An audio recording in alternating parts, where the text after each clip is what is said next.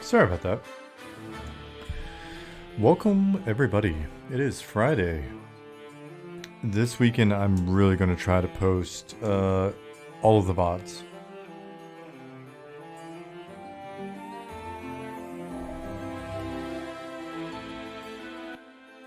Turn that down a little bit. Yep, I'll try to get all my VODs caught up. That seems fair, right? You'll be flooded with VODs. Yeah. That'd be nice, because we just did something, what was it? It was last week when we watched the, was it MMORPG's video and responded to that, so it'd be cool to get that up sooner rather than later. What's going on over here? Alright. Bot has notified my Discord. We'll see when it happens with the Eminem Discord. But so far, nothing.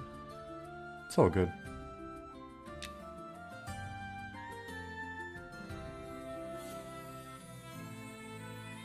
Hey, Sarinth.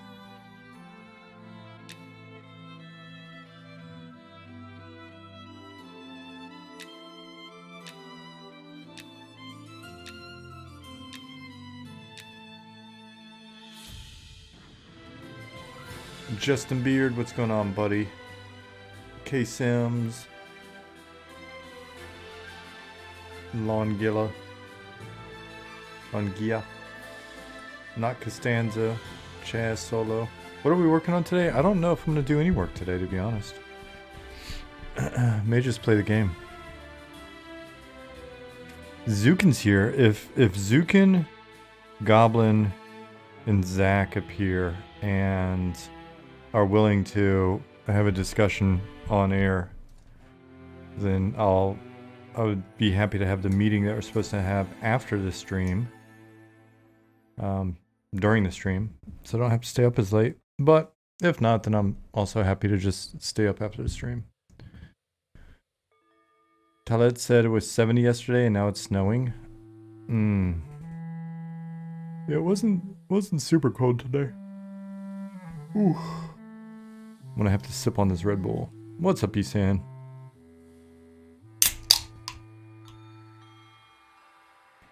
Zukin and Zach's stream last night was great. I'm glad you tuned into it. I started watching the VOD today, but I have not made it more than halfway.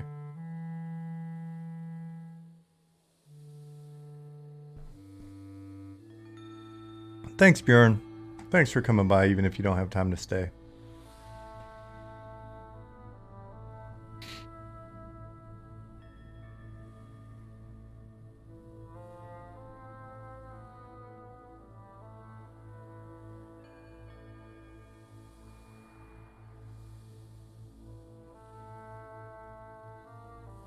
Looking all ogre-y.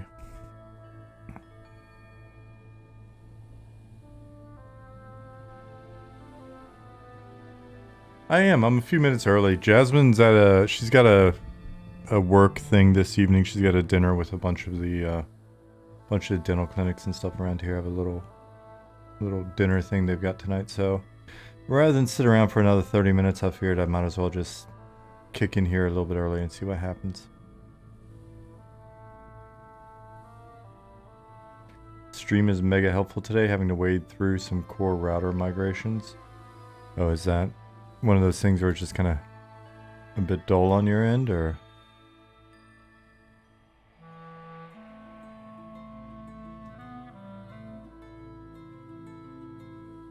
You stream me while you're on the treadmill and it helps kill the time. Right on. Glad I could be helpful. It's cool that you're on a treadmill. I should stream while being on a treadmill. That would be good. What's up, Zinfar? Happy Friday to you too, Chasolo.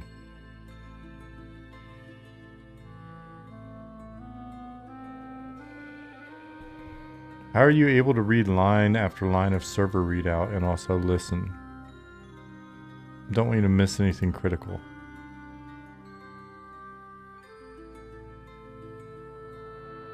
Multitasking? That's a myth.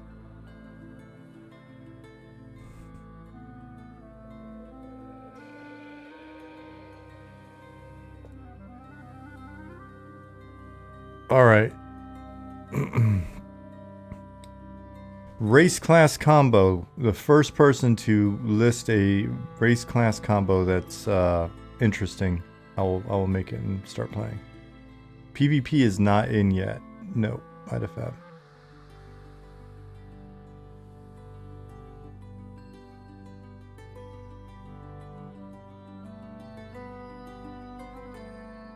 Orc Elementalist? Oh man, that's never gonna happen.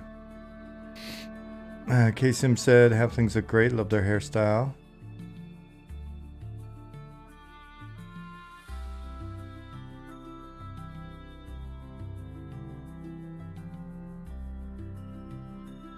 Halfling Paladin. Zukin, I'll do Halfling Paladin for you. Hey Manute. Molly Scoid. Goblin Shadow Knight. I'm pretty certain goblins aren't supposed to be Shadow Knights yet, even if it is in there.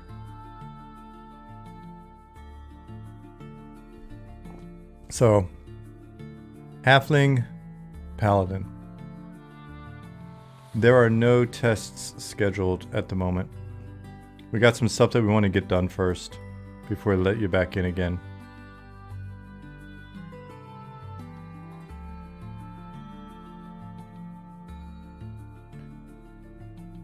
Traits. Zukin, do you have a preference on traits? Starting stats are a placeholder. Yeah, as far as I know.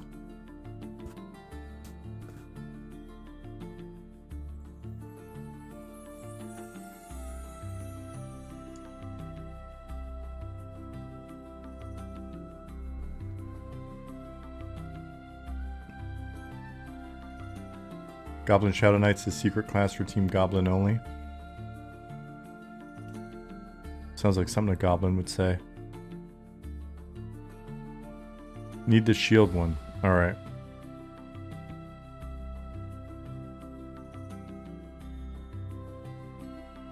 The defender? No.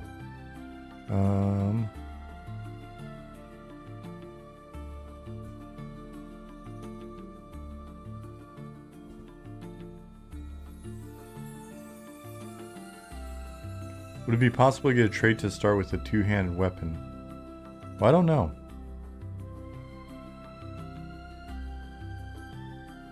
I don't have... Oh, Shieldman. I do have it. Shieldman. Cool.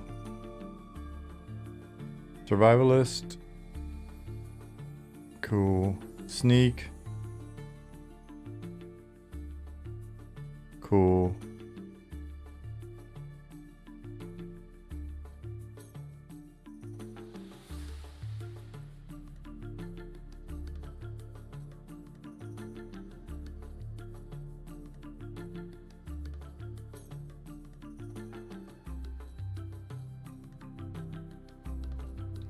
Brawn. Some more strength.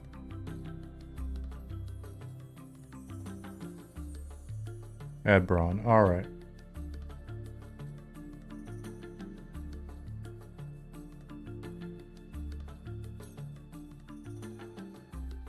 Is it a... It's a minor. Combat, yeah?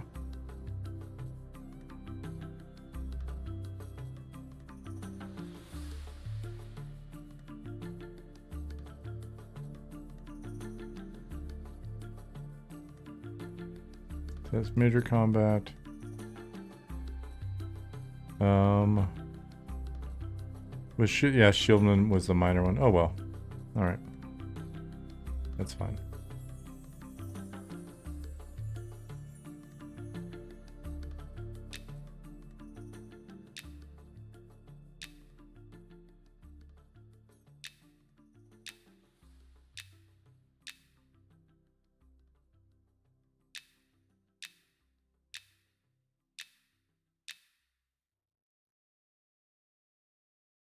I can't do that smile. I can't do it. There we go.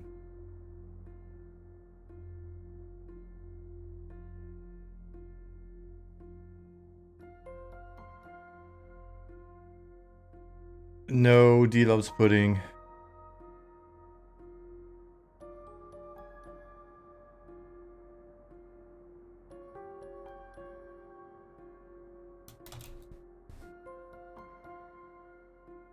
What's up, Drew?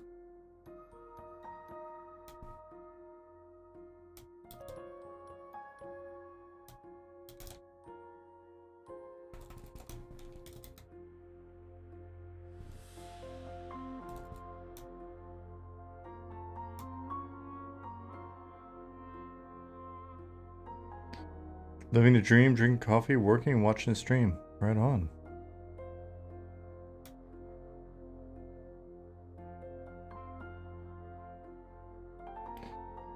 What are you up to? We're gonna play the video game here thing, I think.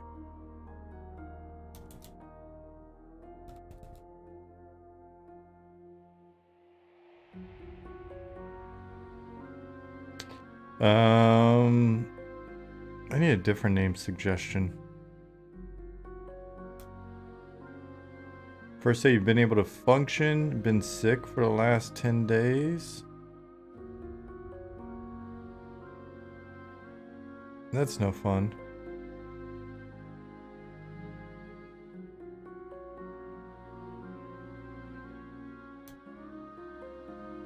Sleeping in the bathroom is no fun. Is it coming out both ends or just... Or you managed... Have you managed to,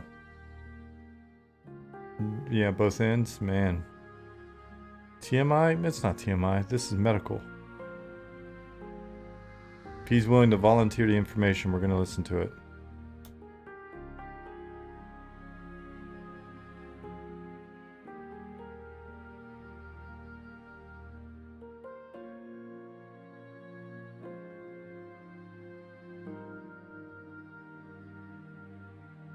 Name him after a chatter.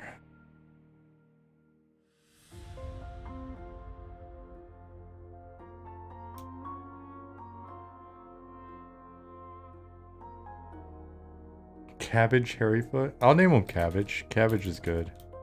I think Cabbage is a good name.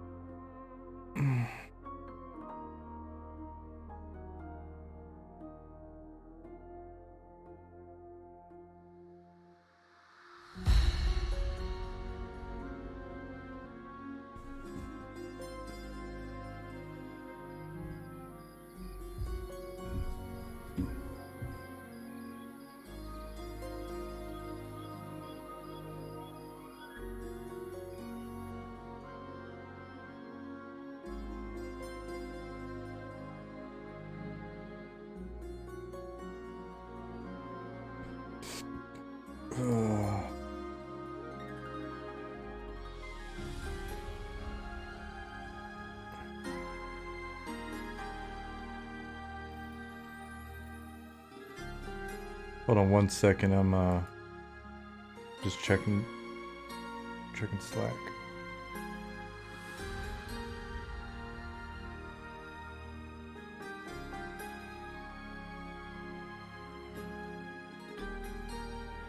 Justin said he's working on a pretty manly beard, been doing it for 10 weeks. I told him to grow a beard like a wizard.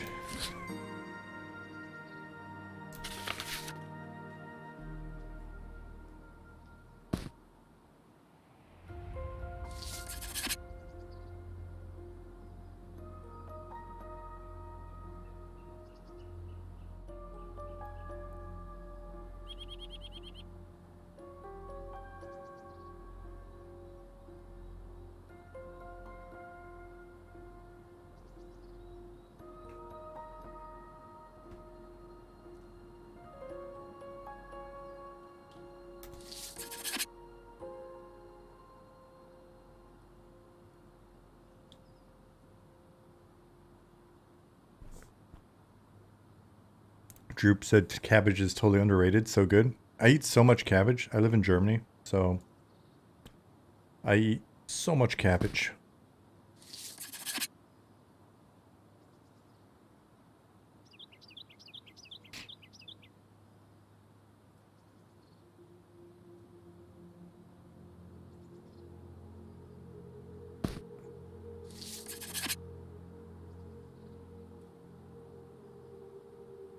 stuffed cabbage rolls sound good for dinner this weekend. They kind of do. I haven't made one in a while. I haven't made any in a while. Go flip on hardcore. Idafab, I was tempted, but then it may just be this character may just have a short life.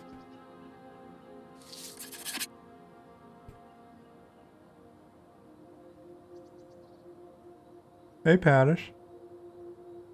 How you doing, buddy?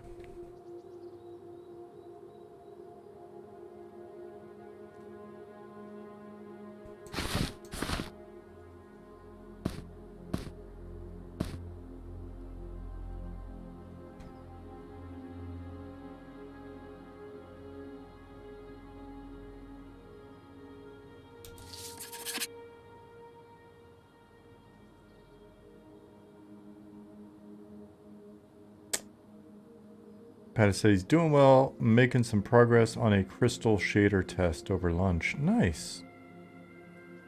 Have anything good for lunch?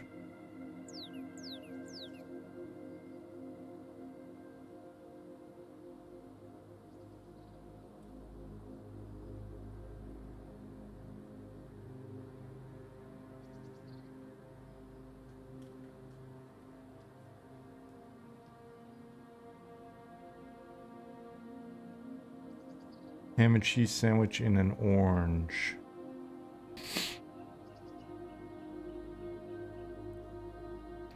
Yeah, I just went to the bakery earlier and grabbed a sandwich because I didn't feel like making anything. The bakeries around here are fantastic. Fantastic.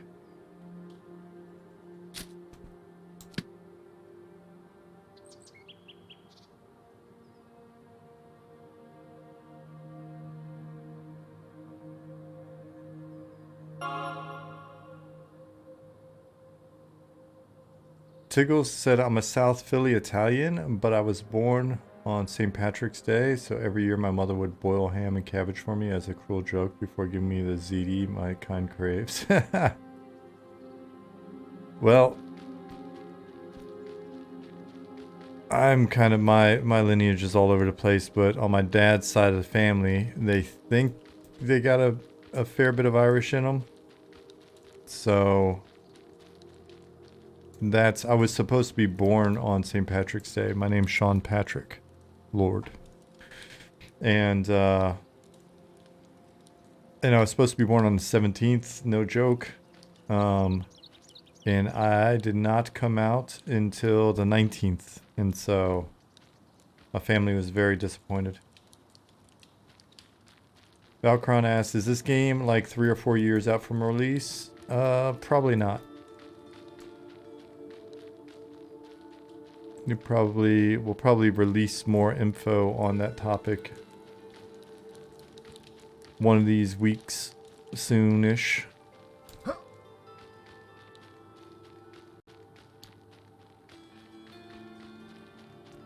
Gotta start those expectations though, exactly.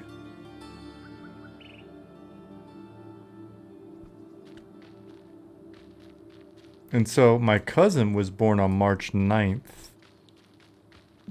Both of our moms have the same first name and same last name. And we were both born at the same hospital within a couple of weeks from each other, so. Droop said, if you do full game release before Pantheon, it's gonna blow my mind. I'd be curious, what do you guys think a full game release is for an MMO made by an indie team of volunteers? Tell me what you feel a full game release looks like. We're here to chat, so start chatting. Bigger than WoW, obviously. Perfect. Talk about setting realistic expectations.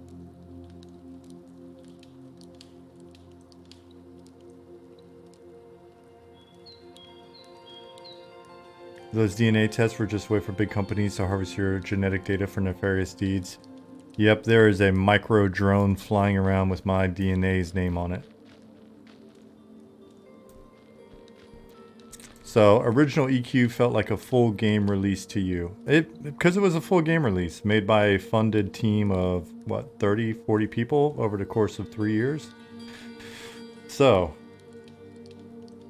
4 years of content, no bugs. I want it to be free and I want it to be the best at it. I think those are fair expectations. What other fair expectations do you guys have for a release of a full game? If that game is ours. I wonder if my frame rate would be a little bit better if I killed the editor in the background. Let's do that real quick. Pre-order bonus Ferraris. Seems fair. Seems fair.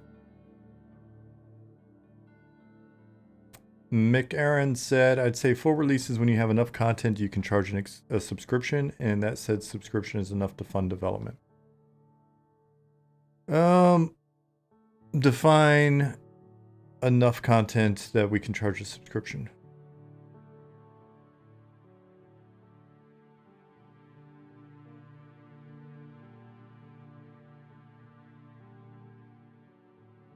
Droop says full game meaning complete experience, whatever that is for you guys, whatever max level is, starting cities in all races, classes, etc. If it's work in progress, races and cities coming in bits and pieces, new zones added every few months.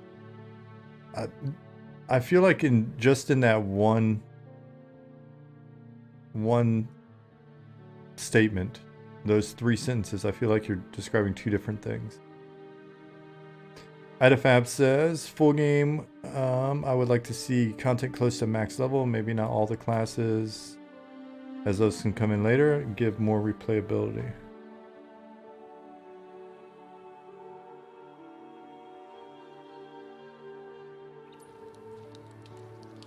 Unity is busy. When it's fun, well, that's subjective. We'll be subscription based, Valkron. We'll be subscription based, no microtransactions of any sort.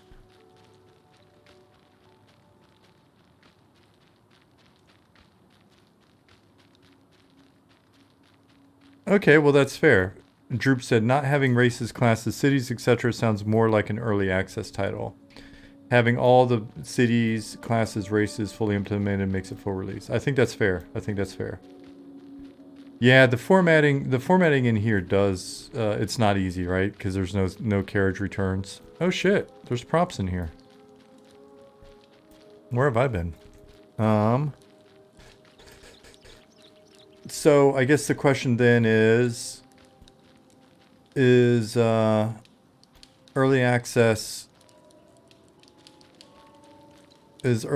on the table for you guys?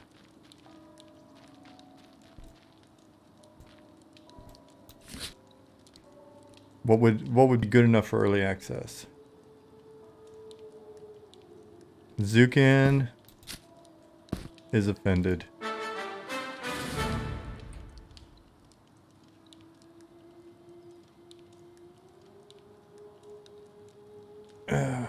Idafab says, I also think content locked server is the way to go. Slow us down, give us guys more time, let's enjoy the ride.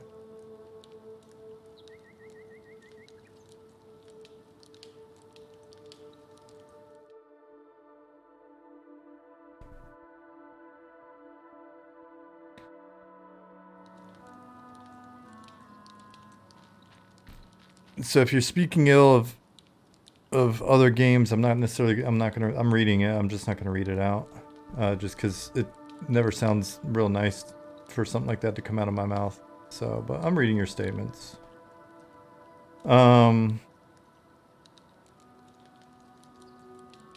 So, but general statement is, you don't like pre-alphas or alphas, you don't have fun in them, so you'll wait for the game to be released on day one. I think that's fair.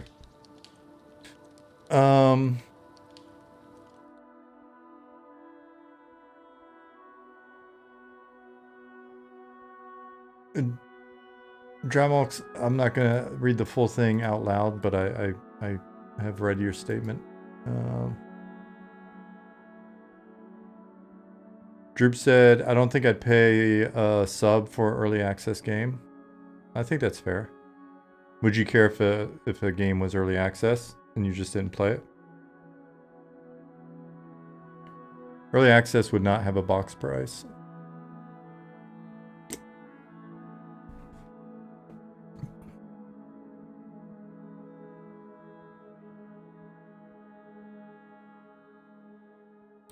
McAaron said, early access I'd be down with one starting city, 40 to 70 hours of content.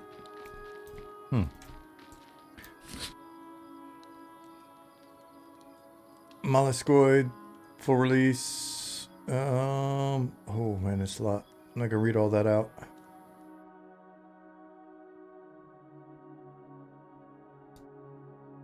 Zones that encapsulate the leveling experience, efficient starting zones, build up lore of the races. For full release, I think that makes sense. I'd rather see targeted content weekends, weeks, whatever you guys think benefits development the most. Early access is all about helping polish a game towards successful release as possible. Tom78, thank you for the follow.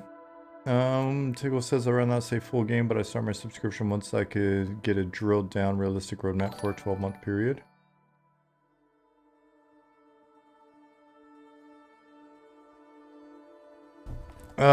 My aura, I'm a paladin, Etris.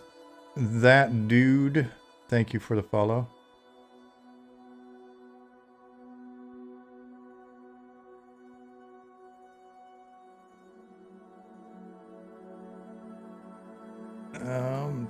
I'd say a game like this, having the leveling experience for each race class to max with cities would be enough for full release, and game is something that can be done post-release.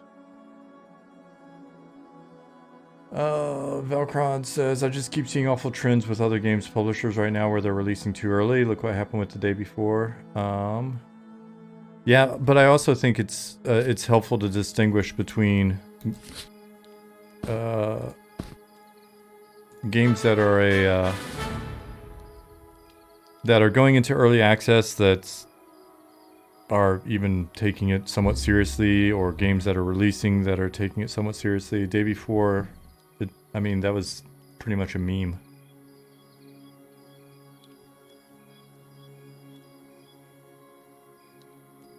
That dude said, I would pay a sub for this game for sure. The question is when? When would you do it?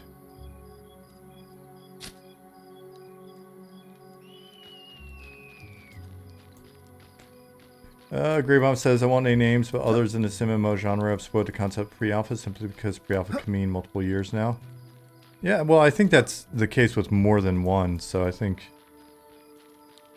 it's not like there's only been one that's done that.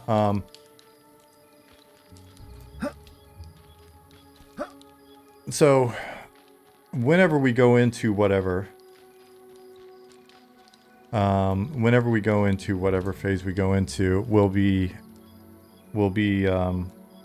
I mean, we've been transparent with the process to date. We'll probably wind up providing even more info than we have. And then we would increase our transparency in terms of put an even better roadmap up and do what we've been doing.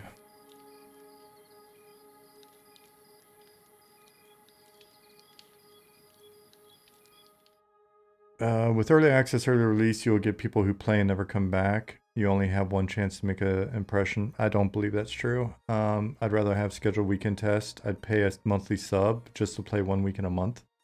So you'd rather pay and then not have access, except for 1 week in a month.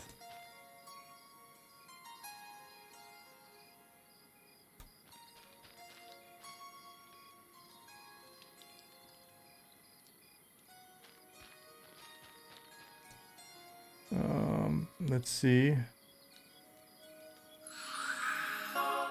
MMOs have one chance to capture audiences. I think a lot of MMOs would have much more success if they waited instead of pushing games out early. Yeah, I still disagree with you.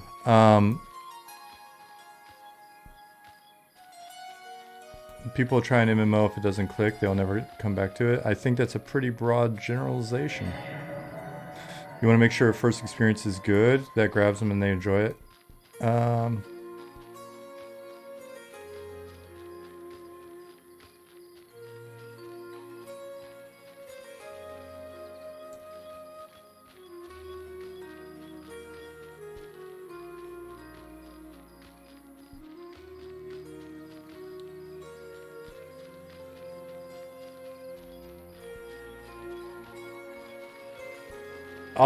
Final Fantasy is the exception to the rule. I think any MMO that's lasted more than 3 years is probably an exception to that rule.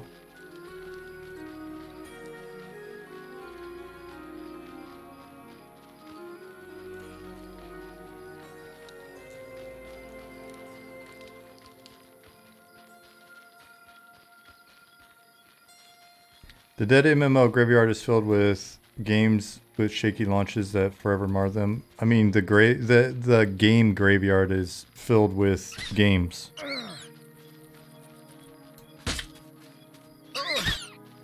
And there have been games, I mean, look at No Man's Sky, right? Like, they're games that come out, people love them, they're perfect, they play them, whatever. They're games that come out, they're just shitty games.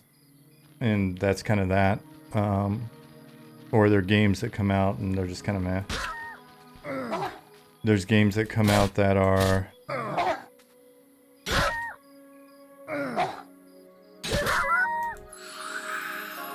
that are not great. And then the team continues to grind away on them and then they become fairly good. Now, they may not have the million concurrent that they once had when they first came out. But...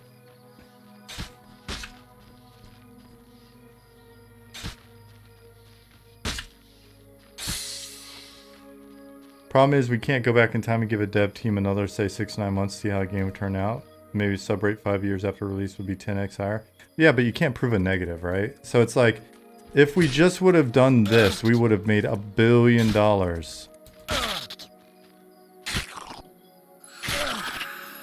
Oh, sorry, I'm letting you die.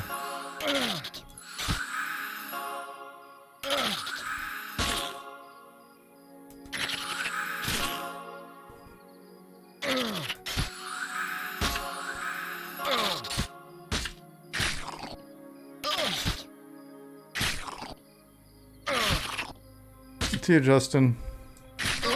I think we bit off more than we could chew here, buddy. Whoever's in here playing with me.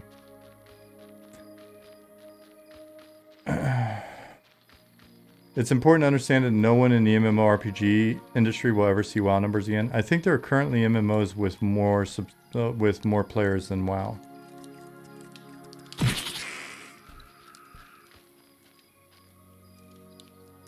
Tiggle says, I think if you're a niche demographic of people who are patient, if you have a niche demographic of people who are patient gamers and would give you money just to support, I think releasing a game early can cause negative PR because you said it yourself. You're a small and funded team. You will 100% mess up something huge, so why not give yourself as much time as possible? I don't... Yeah, so I meant original WoW as well.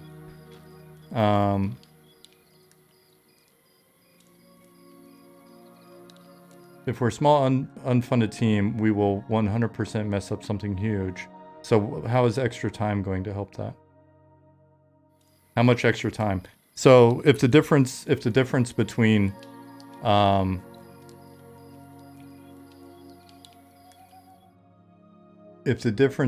us coming out in a reasonable state with a reasonable amount of content and able to start bringing some money in without having to ask for money, without giving anything in return, is X number of years, and then like a few years, couple years. But then in order for us to hit the same, because we don't have money coming in, right? So in order for us to basically hit the full release that is somehow going to prove the negative of this is what we should have launched with, then takes us 7 years or 8 years, it's going to be the same shit that we hear with Pantheon or anybody else. It's, God, it's taking too long, right? So, no, don't you think?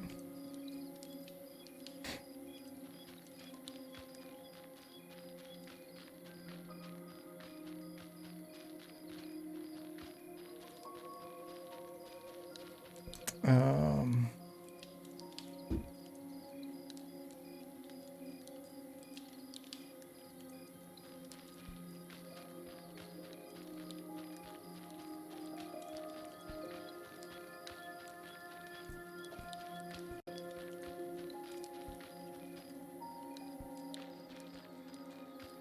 where is my group mate?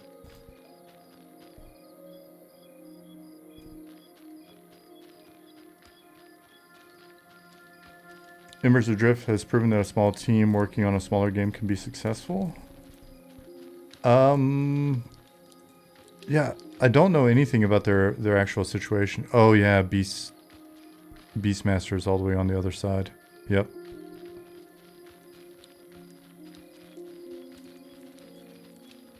Is a Paladin aura better than a Lantern? I don't believe so, but I've got a shield in my hand that I'm not going to take out.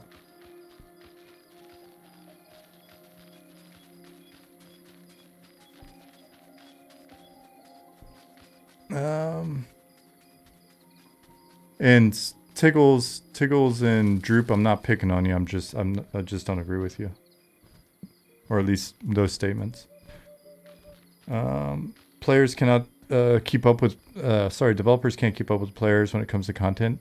Players eat it up. Yeah, I think that's the other thing, right? Like, no matter how much content we come out with, it'll be consumed. Stop bullying you. I'm sorry.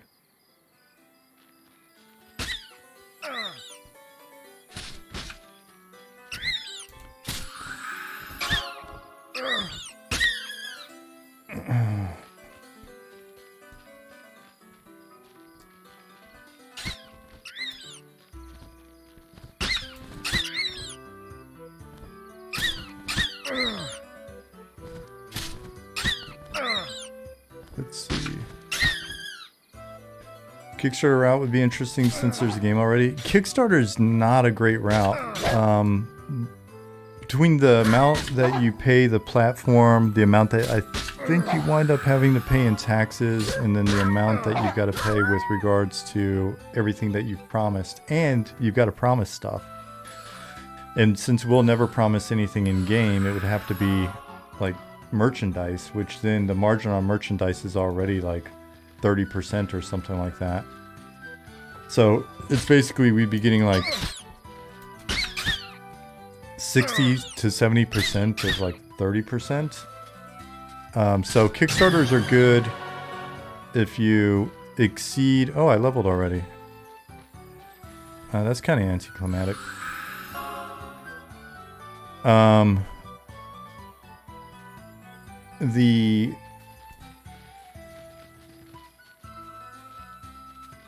Oops, Scout. Run. Run.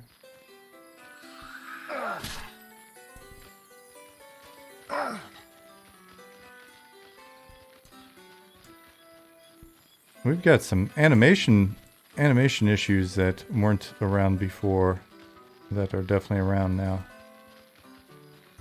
So we're definitely not shipping anytime soon.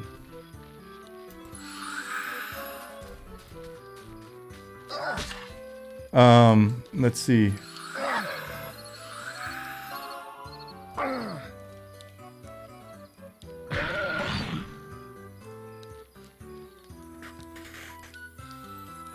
Schneid says the answer to the debate does not have a one-all solution. Early access is good for some developers, bad for others. It's how you would capitalize. Droop says there are certain specifics that cause people to bail. Massive class redos shortly after launch, broken content, unplayable games, technical issues. No one ever gave up an MMO that had great content, but just not an infinite amount of it. If it's a great game, even if you do all the things, you'll spin up alts, maybe take a few months break till more content comes. That's why I think it's important to get your foundation well. Yeah, but I just think that maybe we're romanticizing the launch of other games. I mean, WoW's launch was not stellar. It wasn't finished at launch. Anarchy Online, a lot of people come in here and still reminisce about all the many years they played Anarchy Online. That game was definitely not ready for prime time.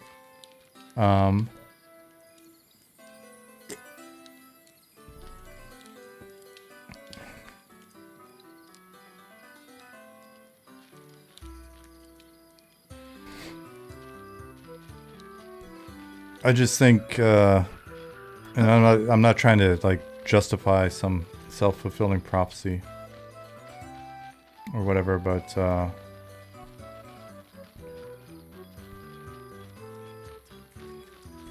outside of massive server issues and a few missing zones, WoW's launch was pretty great for what it was. I think WoW's launch was very enjoyable, but maybe I'm just completely remembering a different game. But it wasn't a stellar launch. It was a great game.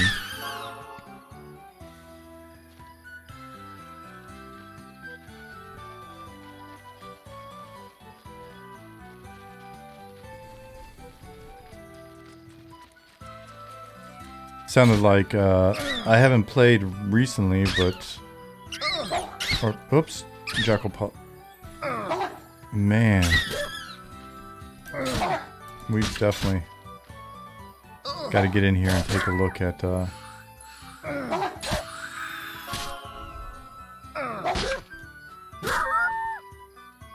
what's going on with navigation.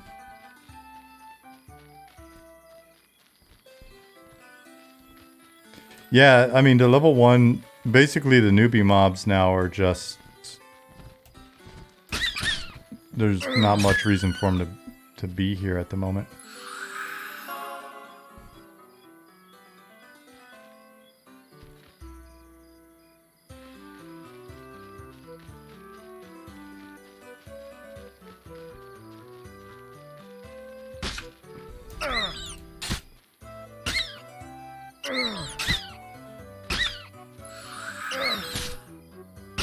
Hey, Lich.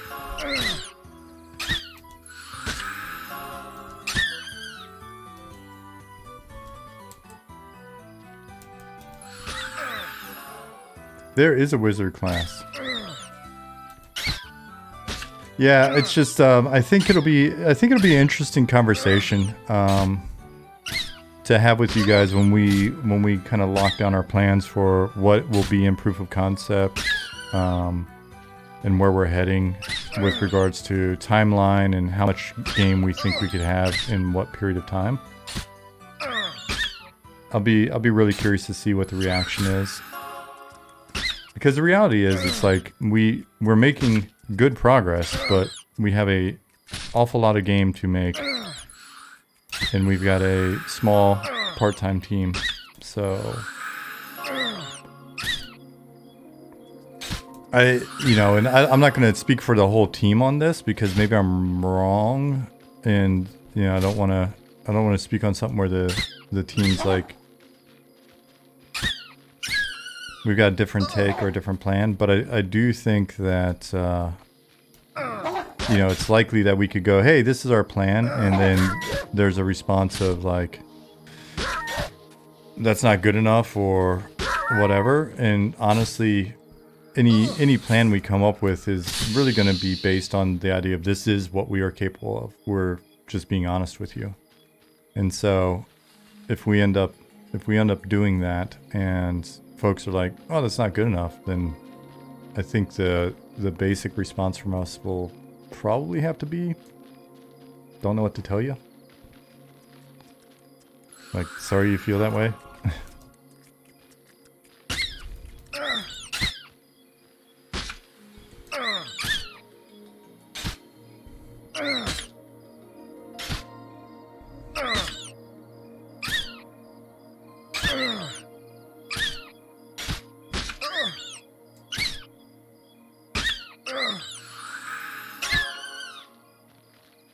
We have our legals set up. Yeah, we're legally a thing.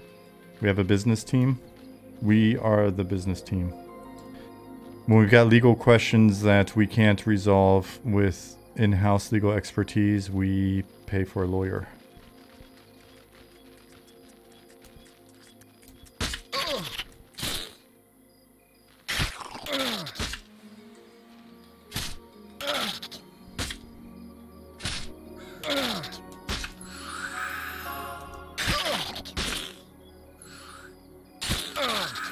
How long have we been working on it so far? Suede,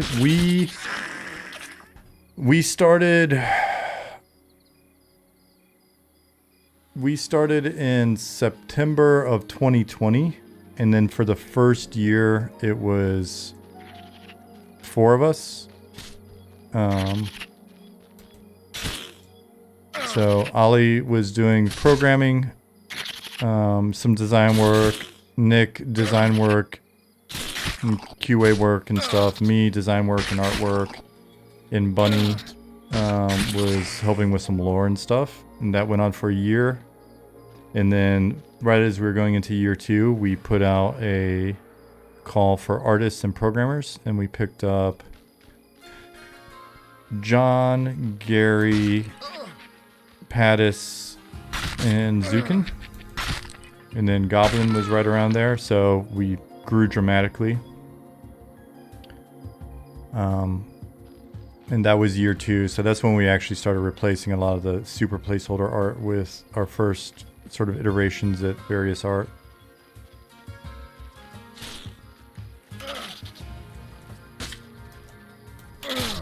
And so we're in our 3rd year.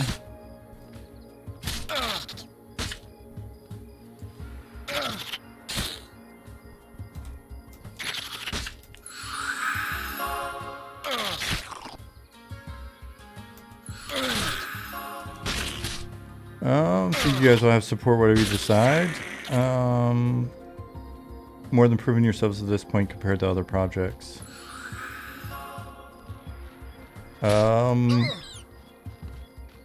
Yeah, I mean, the hope is when we agree on the plan as a team and then we let you guys know what the plan is. The hope is that we'll be completely transparent with you as to what we've done to date. Like, you see what we're working on, so you know what we've done today. But we'll, because I mean, I openly mention how much we've spent on shit so far. So we'll show you essentially a simplified breakdown of what we've spent today on what. We'll provide, we've got a deconstruction that is not really a roadmap, it's more of a checklist, but we post a full roadmap that we'd maintain, and then we go from there. And then if we are ever accepting money, we'll show you guys, like, and the only way we're going to accept money is if you're playing. So if we went into like early access or something like that eventually, then we would also show you where we're allocating the money that comes in relative to our basically we'd show you like, hey, this is how we're moving things forward. So we'll continue to be transparent even once we're actually running the live service.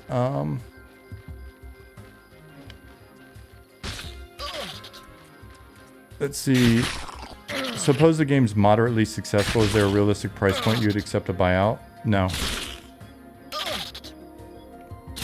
I think the only way we would accept a buyout is if it was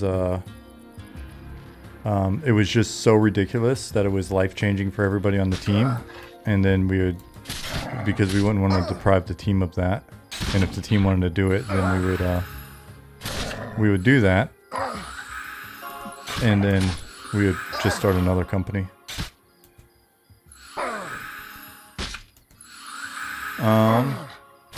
Sorry, I'm not reading chat at the moment because I don't want...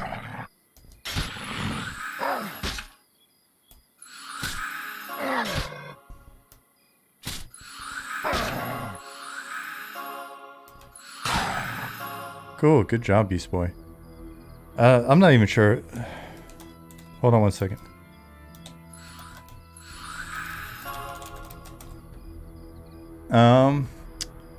Let's see...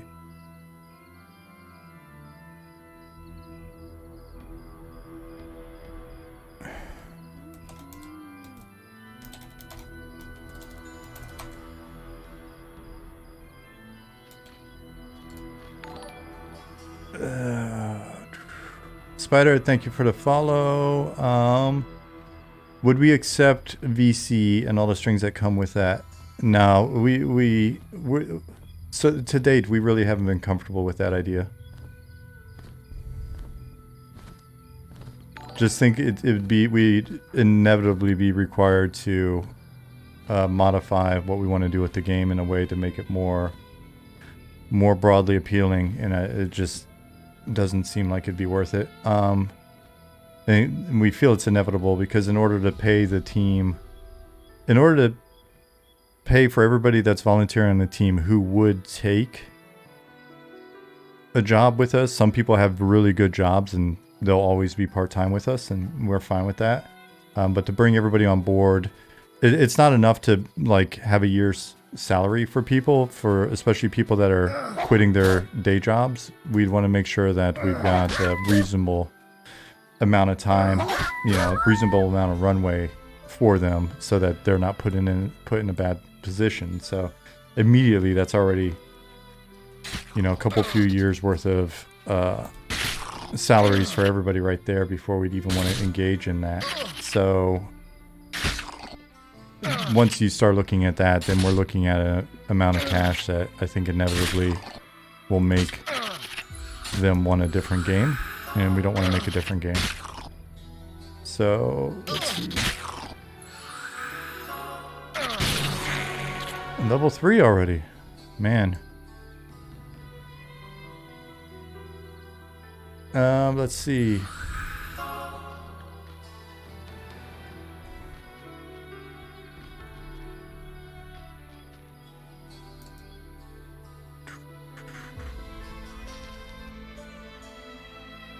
We can see the strippers and blow budget and be very sad how low it is. Yeah, we'll definitely, we can list that as a column in our pie chart. A column in our pie chart. Spider says, hi, I really want to pay $100, $200 or more for early access. Love this game. We appreciate that sentiment. That is very kind of you. The Bobster said,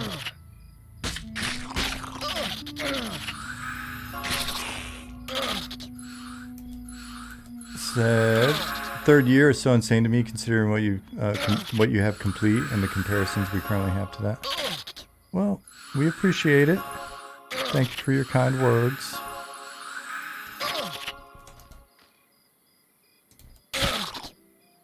You know us. We're a little. We always wish we could give you more. Oh wow. Sound just straight shut off. Or maybe not.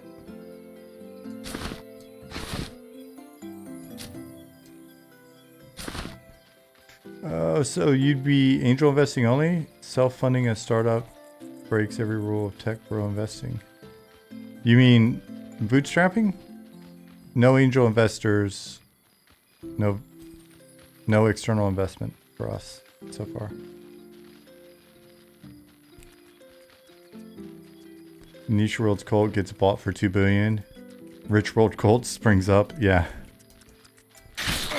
Happy fun time Colt.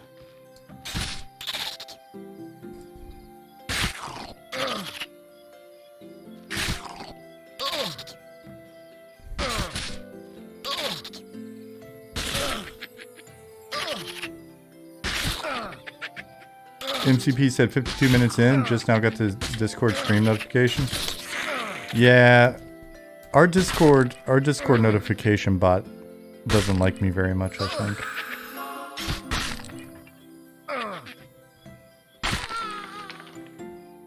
Hey Cubby.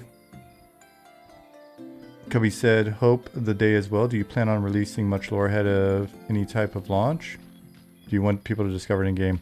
We'll be more forthcoming with lore, but honestly, just so much of it I'd rather be discovered in game. So I know that there's got to be enough to kind of wet the whistle and get you excited to come in and actually look for it. So we'll find a balance there, but for the most part, it'll be in game. Let's see. I'm sorry, there's a... With me actually playing tonight, I'm not going to be quite as on point as usual with regards to reading out comments. Love the spell effects and sound so much. This style is my favorite. Might be the nostalgia. I think it's a little bit of a nostalgia for a lot of folks. I think it's just awesome for other folks. There are folks that have never like played a old MMO that still check this out and vibe on it, so that's pretty cool. Speaking of UX, you mean like having this loot window spawn behind my main window? Salacious said, doing a great job on UI UX would go a long way to making the game broader appealing without messing up the mechanics too much. That's fair. Cloth scrap.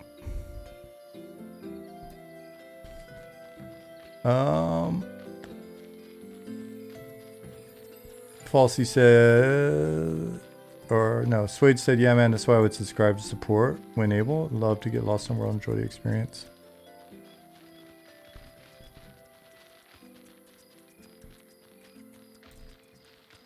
Yeah, I mean, the team, we're excited to get to a point where you guys can be in here with us, but we know there's a reality of not having enough content and you guys burning out and churning, and there are absolutely more systems and a lot of polish that we want to do before we'd ever get to that point. But just generally speaking, we like having you in here. It's fun seeing you play the game, even when you're breaking it. Ooh, somebody found a fire beetle eye. Do we have a tentative launch timeline, or are you still taking... are you all taking that it'll be ready when it's ready approach?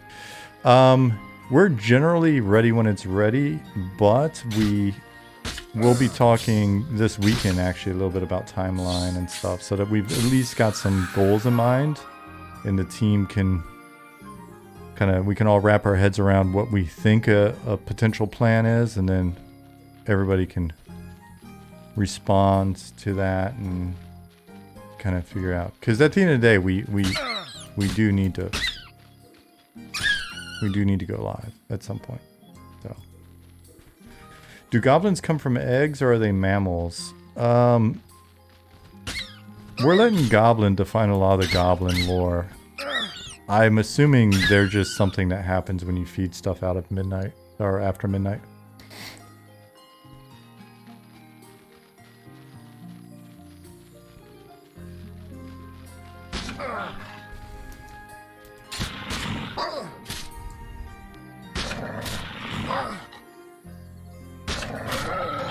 Once you go live, there's a lot off the table because the resources just to keep a live game going, let alone changing, upgrading, adding it.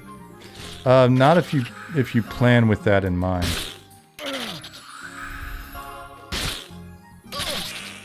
Not saying that it's not a lot of work once you're live. I'm just saying that I've worked on live games and launched at least one MMO that's still around. So I definitely get the work that goes into it, but I think you can kind of plan with that in mind and maybe set people's expectations. What I work on before, I worked on, if you look at my about. Oh, do you not know? Or do you actually know? I never know when people's being a smartass. But if you look at my about, it mentions them.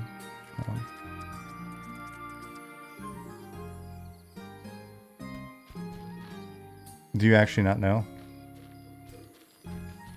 What's up, Brex?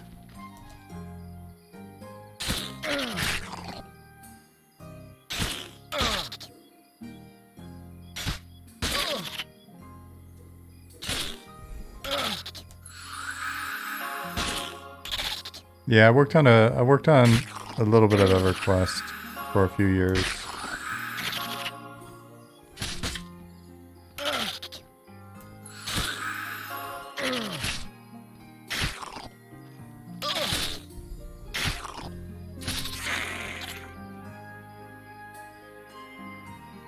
Merch updates? No update on merch. That's another thing we'd love to get out, but we still feel kind of bad about the idea of taking merch money from you if we don't have a game for you.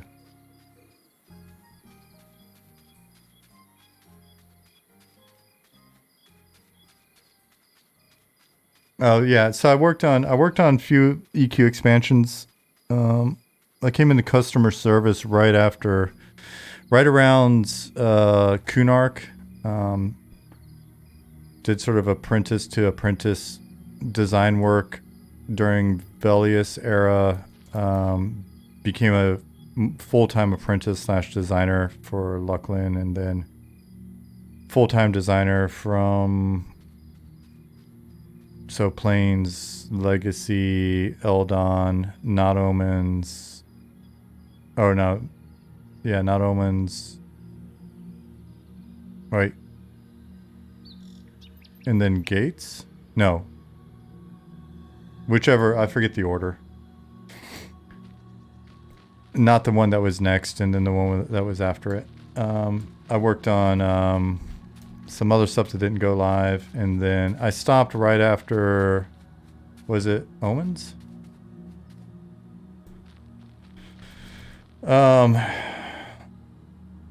Yeah, so Omens was the last thing I worked on, EQ related.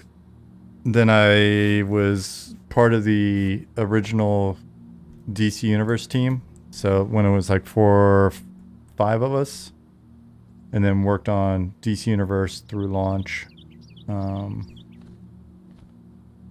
Worked on some kids MMO stuff at a different company that was live, and worked on some strange German MMO. Worked on a different kids MMO in Sweden.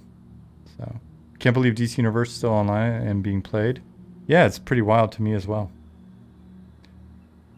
I think at the moment every MMO I worked on in some capacity is still live.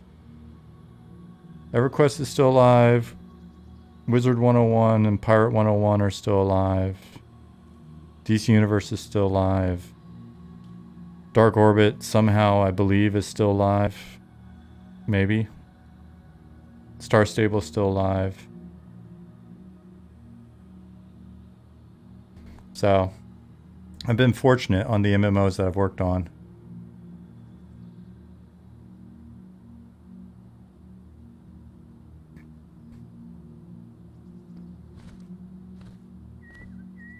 Party will be 6 players, yes. No instancing, Spider. We're not doing any instancing.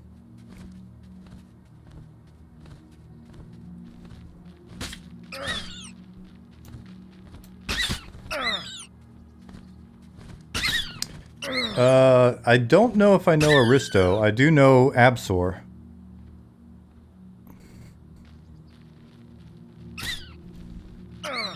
I worked with Absol. Alan's a really good guy.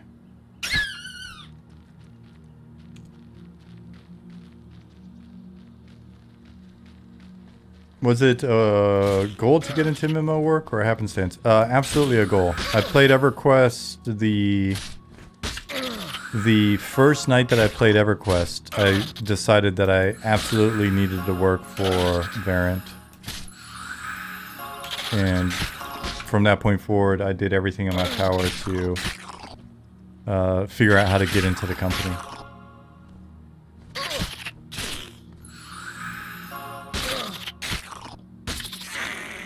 Was I friendly with Brad? I mean, we interacted. It's not like we interacted a ton, but when I interacted with him, it was all friendly enough. With the exception of one meeting where he came in and told the entire team they were wrong and then left, which was a fun meeting. But even then, it's not like it was unfriendly.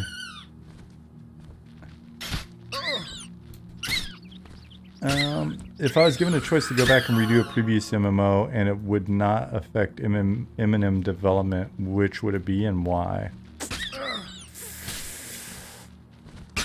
I think the third MMO that I was hired to work on at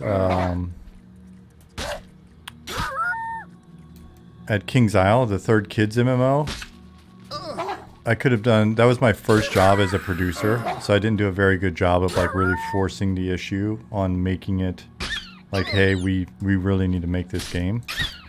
I think we could have made that game and it would have been cool, but but not a big loss necessarily there. I just feel bad because I feel like we could have made it happen.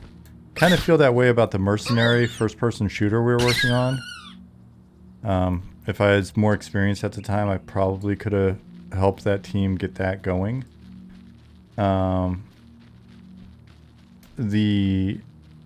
If I could go back and like maybe change the approach for sake of the game and just because I'd be interested in it, I would like go back and just push harder on a number of things with Star Stable. I think Star Stable, of all the MMOs I worked on, Star Stable probably had the biggest potential. And I don't know that it's going to be actualized now.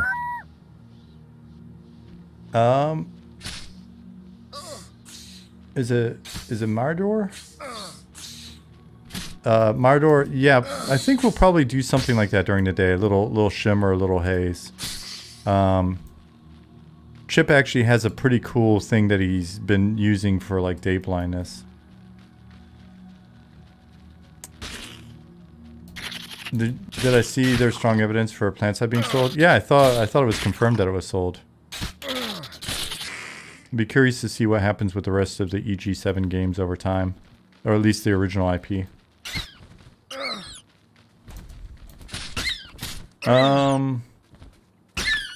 Hey, Dark Inside.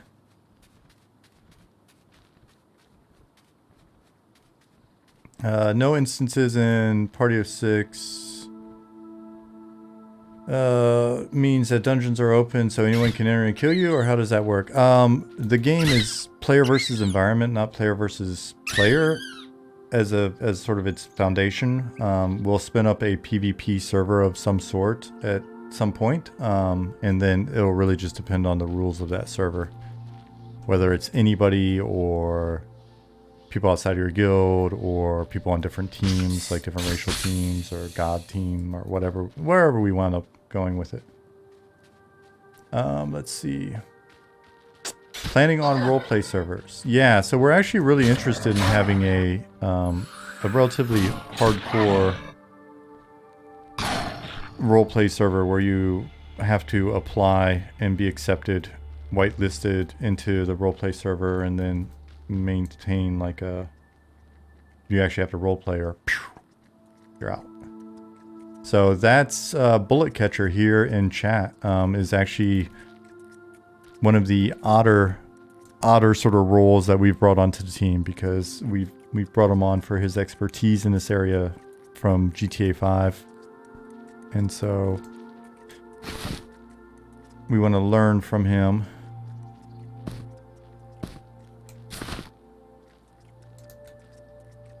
And see if we can spin up something a little weird. What do we got here? What is this? 428. And then we'll get him to help us get it set up and run it. What I miss now? Dark Inside said, did you hear about DCO layoffs? MEPS is gone. Sadly, they don't have a creative director anymore. No, I didn't hear about that. Would be cool if somebody did something with Vanguard. Yeah, Zukin. I actually pinged Hobart about that to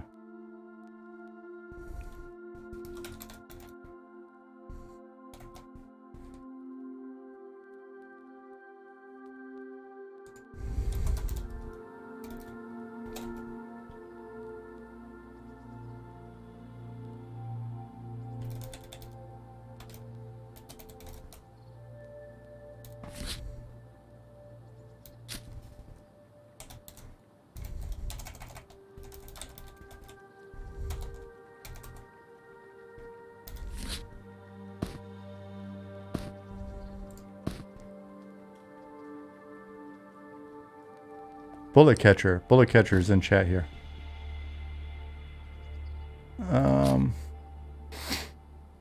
What else did I miss? Meeks said, my daughter loves Star Stable. That's awesome. I think Star Stable is a pretty cool game. I think what they are doing at the company, generally speaking, is super smart and pretty badass because they've got a music vertical, so they do music. They do books with their publishing team, and the games. So, can I take on a patrolman? No, Brex. Patrolman to kill me, buddy. Do I think DCO is going into maintenance mode, or do you think it's good for the team? Dark Inside, I honestly don't know. I think it's... I'm curious. I don't know what the contract looks like with regards to that IP, right? Because Daybreak doesn't own DC. It's a license, so I'm unsure what's going on there. I mean, a lot of what Daybreak has, / EG7 now owning Daybreak, is licenses. They've got what? Lord of the Rings, DC, they've got Magic the Gathering. They're doing some stuff for... I thought there was something else. So...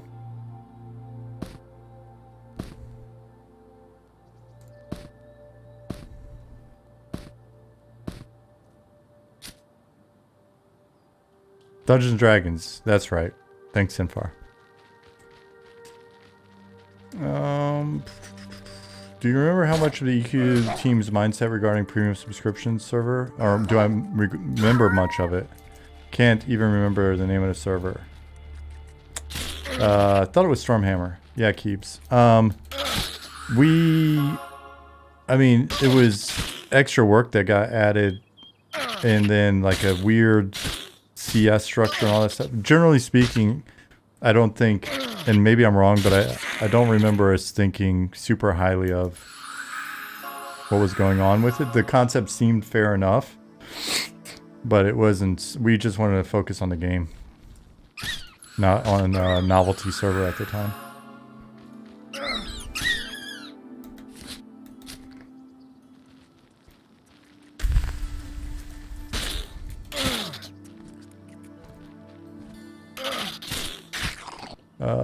Let's see.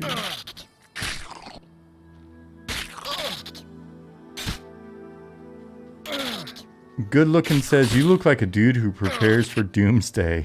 Holy shit. Well, hello. I'll accept that. You're not wrong. I look like a dude who prepares for doomsday. If only you could see what the green screen is hiding. That's hilarious. Welcome, if you're still here. Or do you just randomly go into people's... Good looking's just scoping out Twitch, looking for preppers. Sean is developing an MMO in a bunker. Absolutely.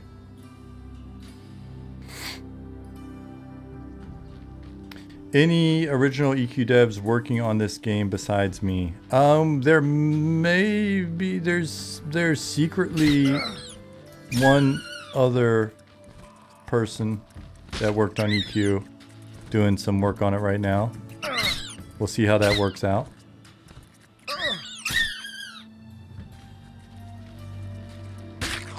Hey Zaid, what's going on?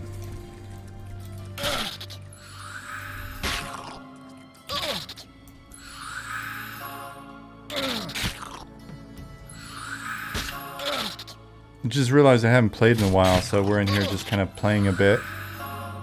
There's some interesting little bugs, of course, but things are moving along.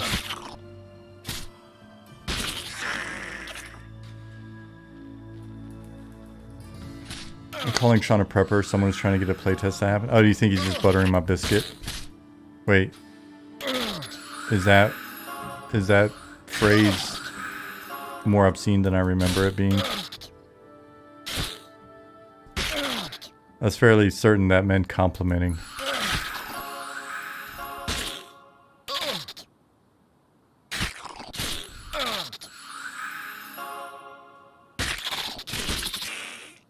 Spider, have you played any of the older MMOs? Have you checked out like P99, or do you play on any emulators for old MMOs?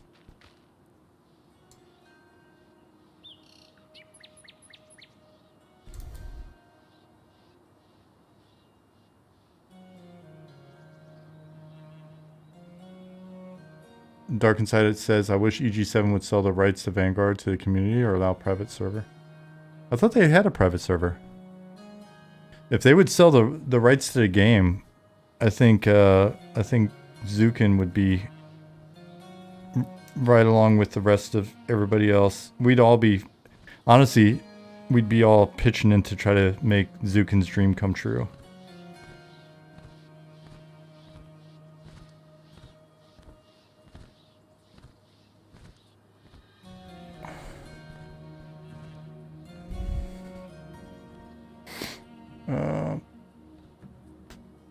Robot, the spell guy from original EQ was Jeff Zatkin.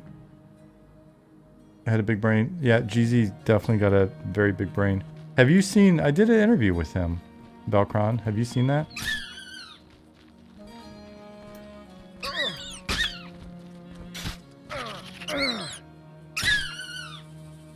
Okay, cool.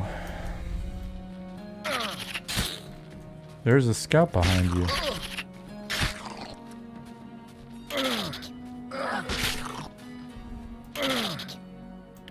Yeah, that twitching is relatively new. So some of the stuff that you're seeing with regards to like weird mob behavior. Poor Ollie. He's gone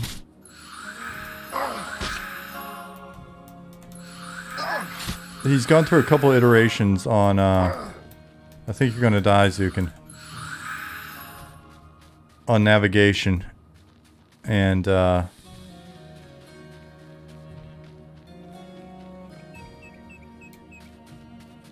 and the current one is still not perfect.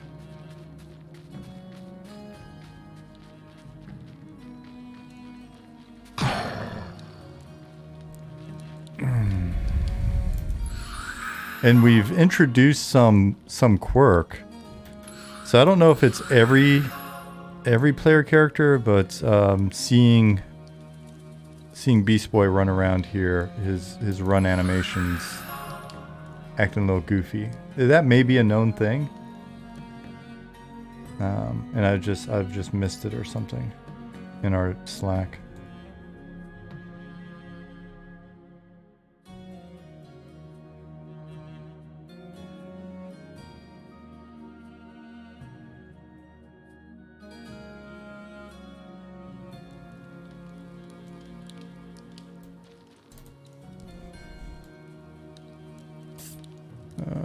Let's see. Redbeard Flynn likes this game. Yeah, he's been very complimentary. It's been very, very cool of him. We definitely appreciate it.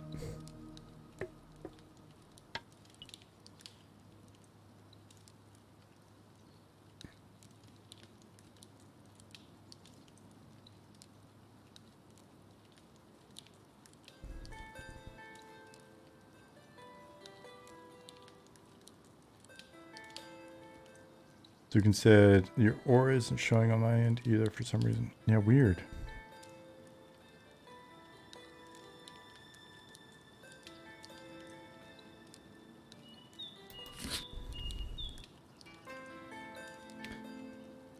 Meek says, I keep my client updated and regularly log in hopes of a Ninja live server uptime. Yeah, for this next playtest, I think it's going to take us a little bit to get to a point where we're happy. Like, you're seeing the stuff here, right? And we want to knock out some of the low-hanging fruit.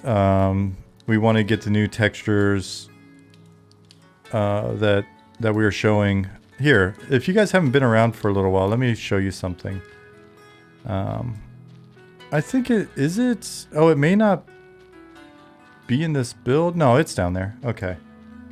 Let me show you something really quick, and it could be that I'm playing this build instead of an editor.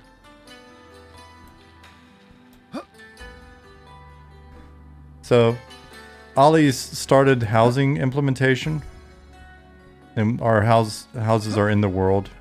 So it's it'd be interesting, but you can see I can't get into Ollie's house. That's his house. But here, let me show you. For those of you that haven't been around in quite a while, if you look at the way that we're doing texture blending,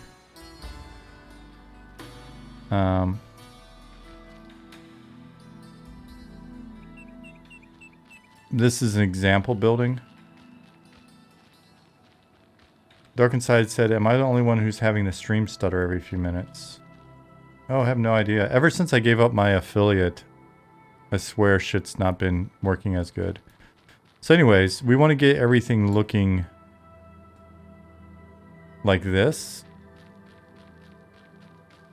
So before you guys come in the next time, we want to update the textures in Night Harbor.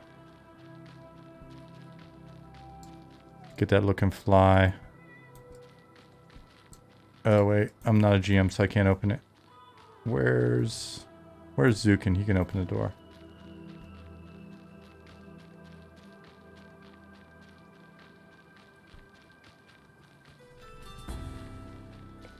Ramby Rumble. Yeah, so it's interesting because we just got these two textures that they're, and in this case, these two textures that they're blended between, and you can see.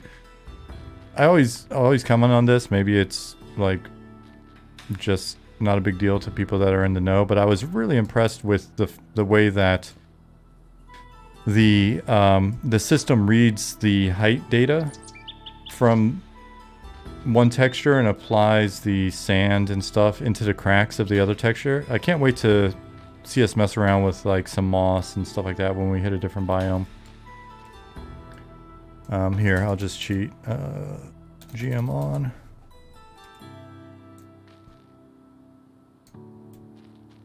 Oh, I thought I would cheat. Oh, there we go. A little laggy. So, yeah. Yeah, the cool thing about like stuff like the sand in the cracks, or essentially it's the same approach here if you look at the plaster. What's up, Chinny D? It's just reading the height data, right? Like darker is deeper, boom. And you can look up there. Can I get closer just by going up? You can see where we're starting to use trim sheets to make things look a little bit fancier, that type of stuff. So I think it'll make an impression when you guys come in next. And then there's a lot of just little technical and gameplay polish that we'd like to get in before another playtest. But I'm hoping that in the future, like after we have our next big playtest, as we're working towards the completion of proof of concept, I'm hoping that we have more just kind of incremental and fun little playtests and shit. So yeah, I mean, I know it doesn't help you now if you're wanting to get in, but I promise in the future we'll be doing them more. Hey Sparrow, no, I didn't. I said no playtest anytime soon, but then later, hopefully, we'll be doing more. Any info about necromancer spells? No, I'm not really the best source for information on spells. Are you in our Discord, Spider? And I forget, okay, you said you answered up there. You played EQ, Lineage 2, Classic WoW. But you like the old ones. Okay, right on. Yeah, sorry, Sparrow. See you, Dark Inside. Have a good day at work, buddy. It's Friday. Hopefully it's your last day for the week. Anybody know if Smedley still works on MMOs? He, I thought he just started a new company.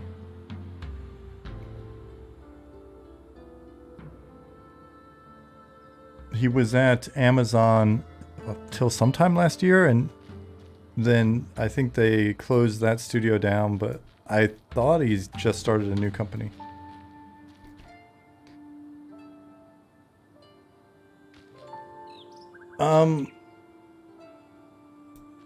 Yeah, I mean, Smed's a good guy. I know, so Valkron said, I know he has a bad rep with some people, but I kind of always liked him. I mean, Smed's a good guy. You know,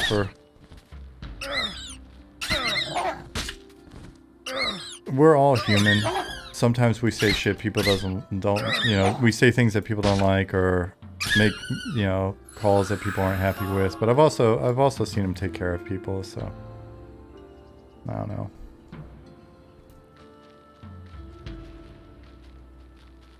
I always got along pretty well with him, and even when we disagreed.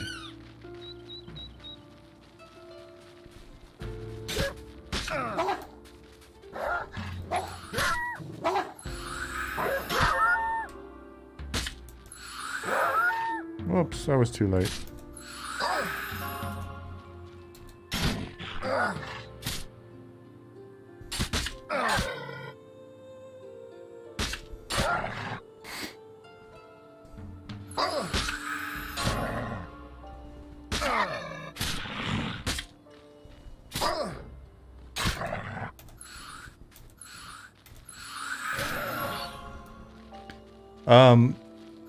A guy that a lot of you guys don't know from SOE was Russ Shanks. He was like Smedley's #2 dude. So like COO when Smedley was CEO.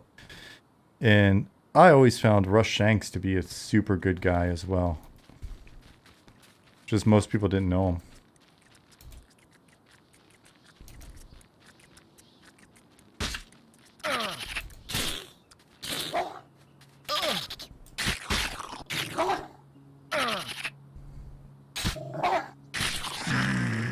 Jittery.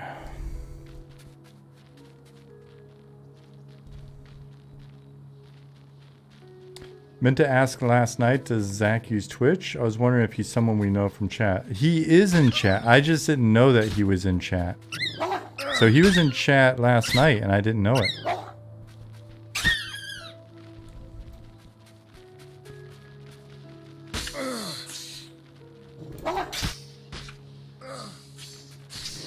Not Zach the WoW guy. Zach's somebody I knew from King's Isle. He's a character artist on our team that just joined recently who's been doing games for a very, very long time as well.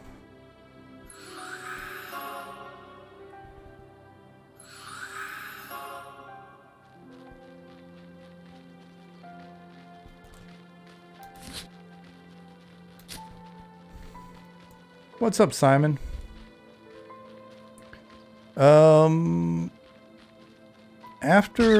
After this kill or so, let's get in a safe spot for a second. I want to look at something from Slack, Zukin. I guess if I helped you kill it, it'd go faster. Trinity said it was fun to watch him collab with Zukin. Seems pretty knowledgeable. Yep, knowledgeable guy, super nice. Have I seen the crystals? That's what I was wanting to open right now, actually.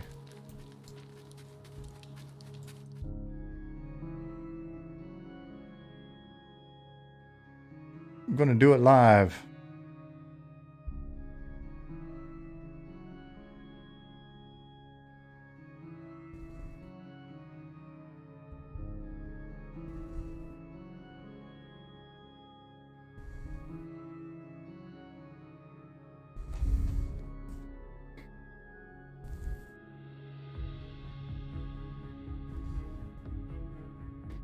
Roxanne, you don't have to put out your pink crystals. Dude, that's looking delicious, actually. That looked like a very refreshing beverage.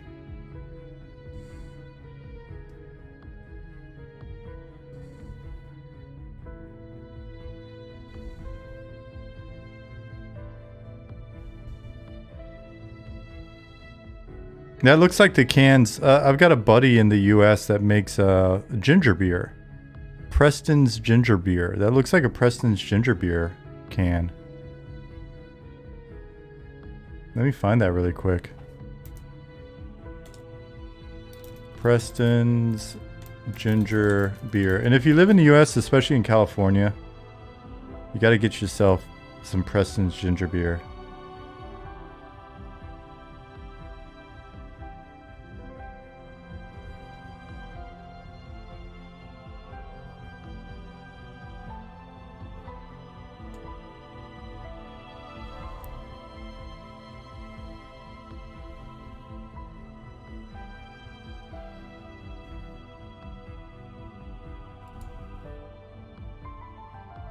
That's him. That's Harry. He's a rad guy. He's such a nice guy. Built that. He built that company and brand up from the ground up. He's a cool dude. It is an old family recipe. Why can't I imagine a signpost in front of him that says "Do not lick the crystals" with a dead deep gnome laying there? I don't know that a deep gnome would be dead. A deep gnome would just be sitting there with like spiral eyes.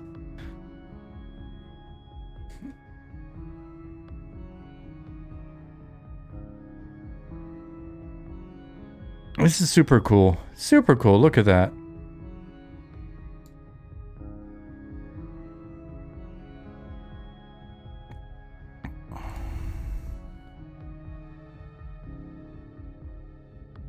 Nice.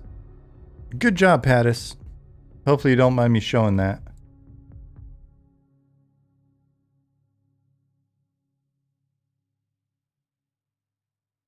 That's what Pattis was whipping up while eating a sandwich and an orange.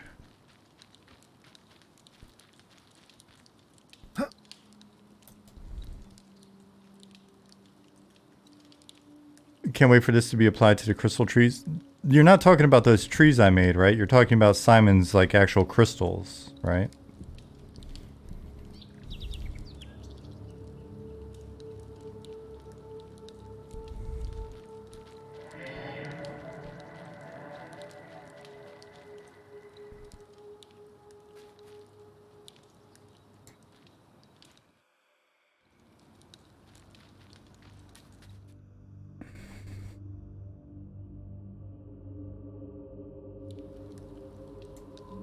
Dude, what did... I gotta scroll up and see what he said again. What was it? You look like a dude who prepares for doomsday. That comment has made my entire week. That gives me so much joy that I'm... Okay, Zukin's AFK for a bit. Those from the Crystal Forest concept? We should talk about that.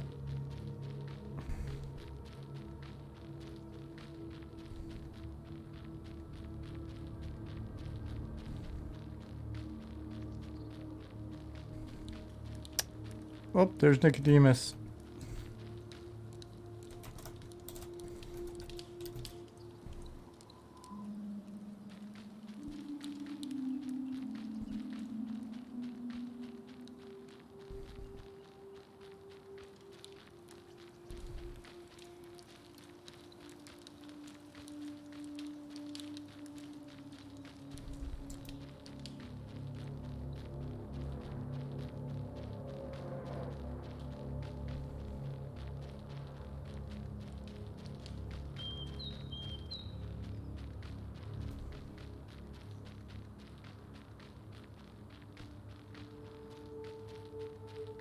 Oh, and Goblin, don't take that as a sign of me saying we shouldn't do that. It really is we should talk about it, because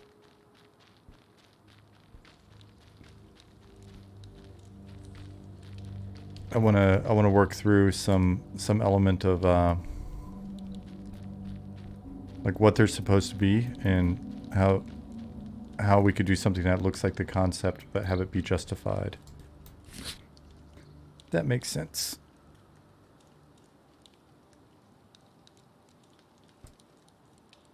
All right, so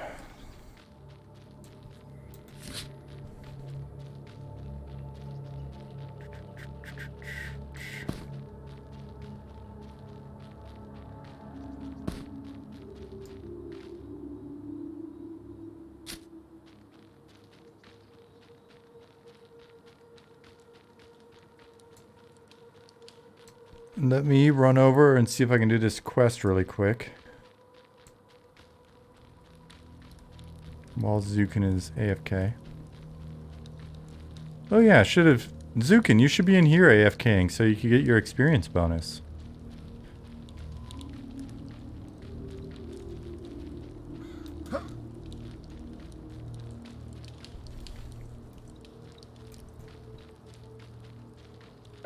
No, Goblin, there's some just kind of like a general lore cleanup for that zone that I want to get wrapped up this weekend so that... Oops, so that Simon's working off something a little more solid. But I don't know that it necessarily negates the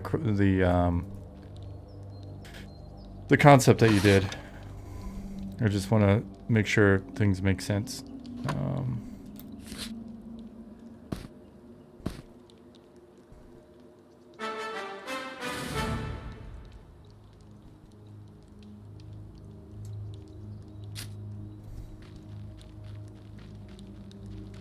So, go down here in the basement where the hearth is no longer. Man, these guys aren't moving now either. If I had the editor open, I could come in and double check this volume. So when we implemented the new... No, it is moving. It's just... Is he the only one, or did I have really long pauses? And now he's pathing weird too. Let's see. Do any of the other ones at any point move?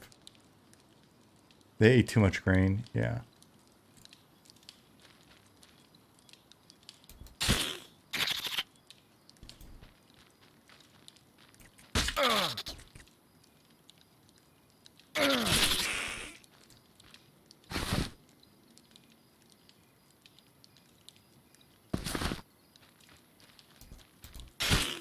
So yeah, we've like I said earlier when I was talking about the twitchiness of the movement, we implemented did another iteration on pathing, and in doing so, it also created a situation where if the spawn volumes that they're using to sort of randomly path within aren't touching the ground or penetrating the ground, and they no longer move. But this may just be a case of them having really long pauses, and that's something I wanted to mention to Nick. Is whenever I see like 20 or 30-second pauses on a random wander, it kind of makes me feel like that was pretty short. That the mob's just not moving when I see it, like it's broken. So for me, it always feels a little bit better if they've got like a 2, 3, 4 second pause, maybe upwards of 5 or 6, depending on if we make it like a 5 plus minus 2 or something like that. Then there's enough movement. Yeah, so I think they just have really, really slow pauses. So depending on the mob, right? Like I guess if this was guards randomly just sort of walking around the top of a tower, like a 30-second pause makes sense because I'm like trying to spot something. Or if this was a storage room and we had like some workers in here that are kind of moving around, and they're standing still for 30 seconds, and if I see them next to them, like some crates or whatever, all of a sudden it's telling a little emergent story about this guy's, he's checking all the labels or whatever it is. And if they're standing next to each other, maybe they're having a conversation. But yeah, bugs need to be crawly. I agree.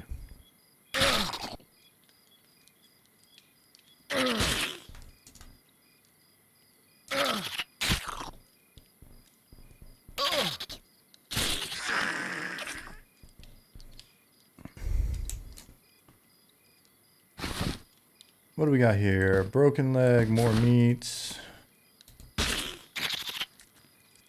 Hey, Zukin.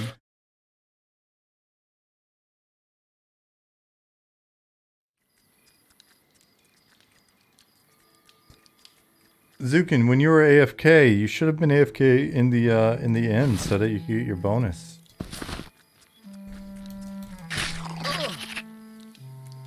But yeah, you see how he's like freaking out right there? That's not the way it used to look. So there's a little bit of jank to work on.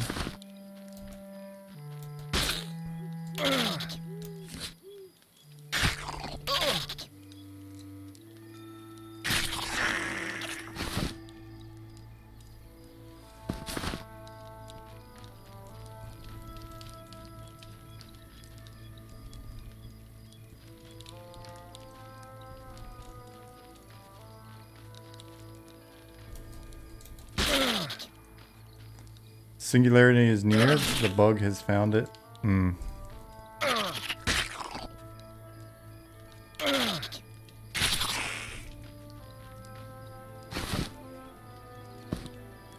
anybody will believe him if I tell him that's what's going on? Believe me, sorry.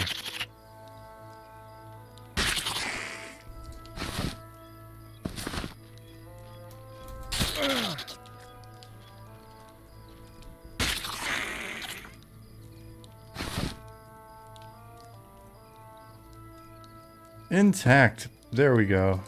Finally. One.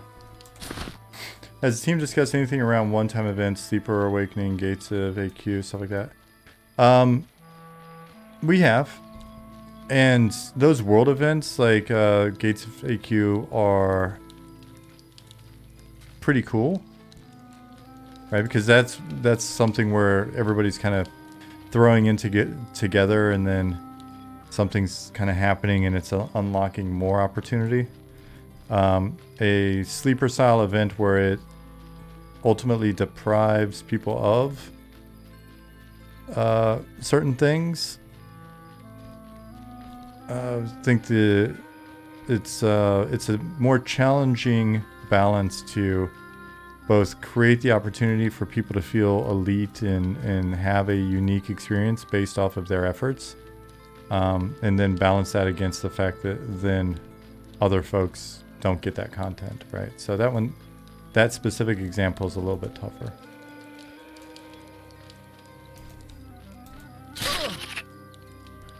I mean, if we had the ability, if we had the resources and could plan it out properly, I think it'd be really cool to do, do events where when new content's being unlocked, it's got more of the Gates live event, or sorry, like world event feel to it.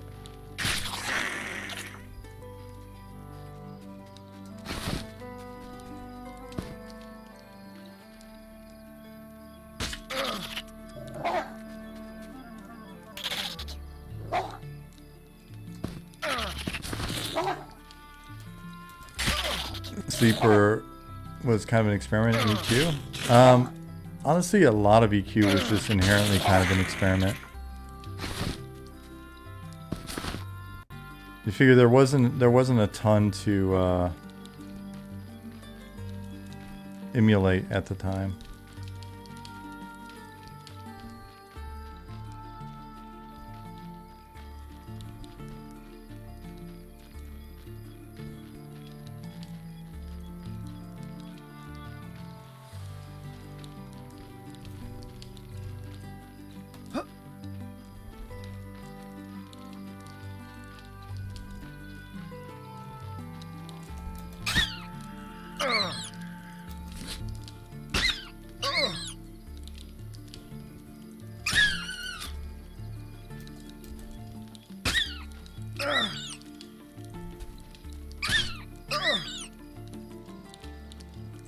Any class race is going to be unlocked throughout gameplay or all available at launch. Invariably, we'll add stuff over time. We've talked about, and it would be really cool to do race class combo unlocks as part of the game.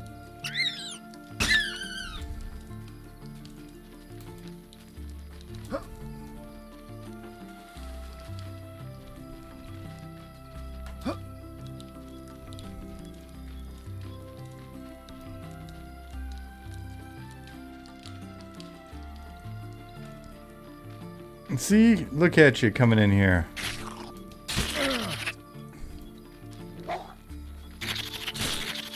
I'm afraid I'm gonna mess up your name. Even though it seems like it'd be easy, it's not. Is it what heart?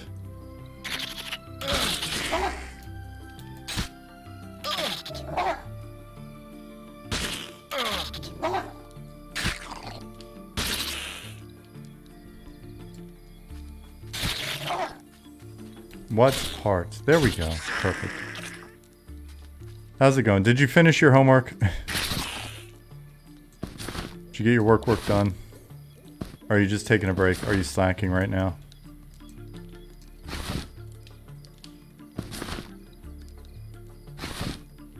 Man, the drop rate on these quest items needs to increase. Whoever implemented this quest is full of shit.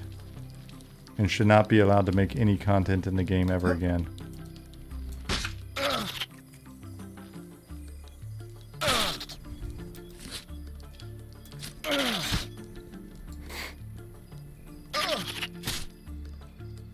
Yeah, whoever worked on this is fired.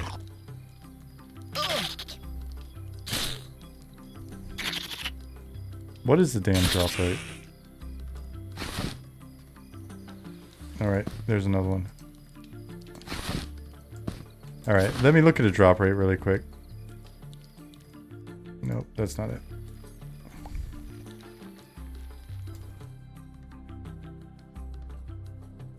Now imagine 30 newbies all trying to get them and no mobs up. Yeah, it's sad. It's a sad thought.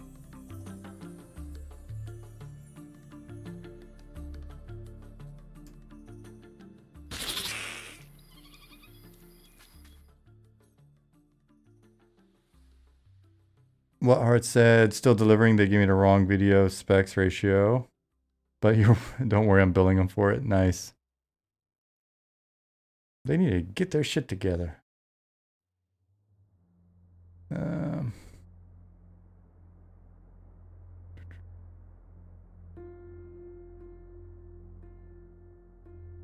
Will-O-Wisp drop rate for Shaman Quest was rough. I think I ended up paying 50 silver for one. Now you're making it sound cool. That's the economy in action.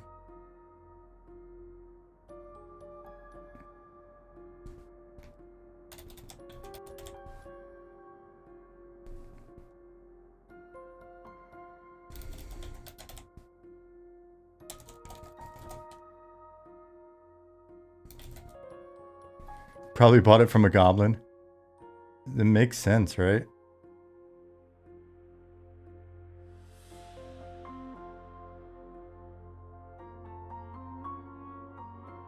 Worst was he needed to.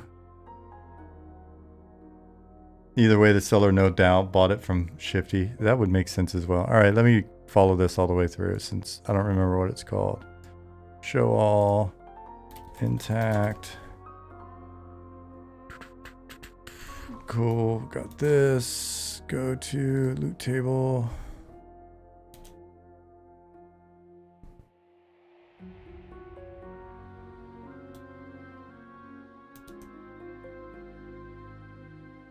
Drop chance 25%. Oh, that's not true.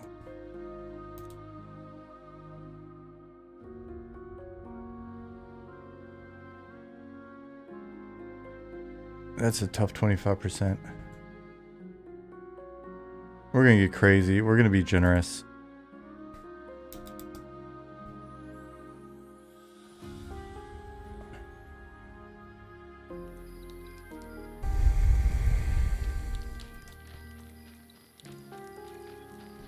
Your concerns have been heard and addressed.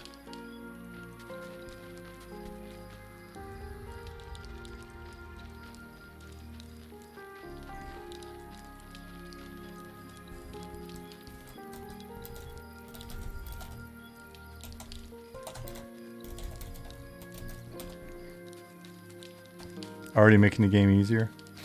Yeah.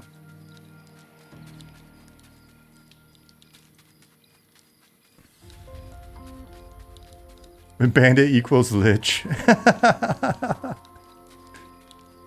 What did you taste the salt in the air?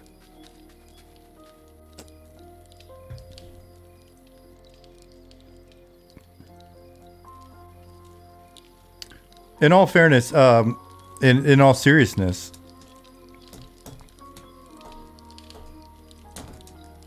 over the last year or so,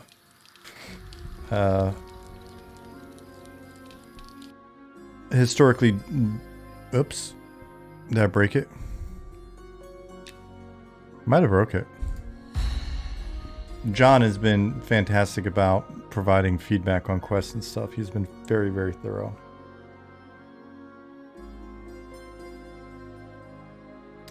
Any plans for zone attunements flagging? No, not at the moment.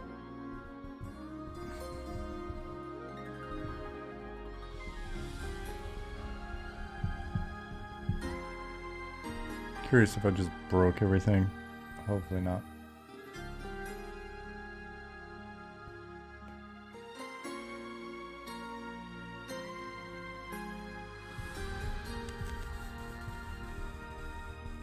Tabobsa said, man, seeing deep areas and loading screen gets me so hyped. Yeah, a lot of us are very excited to work on those areas.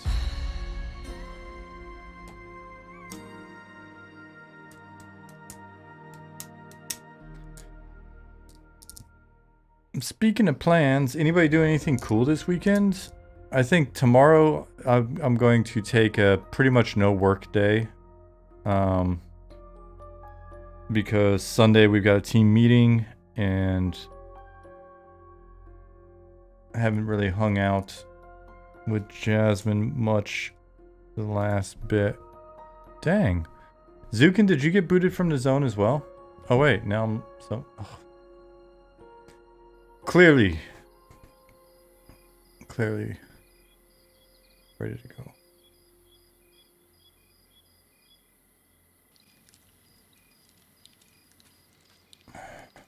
Working a little, John said. Lich said, taking my daughter to a concert on Sunday. Oh, what concert?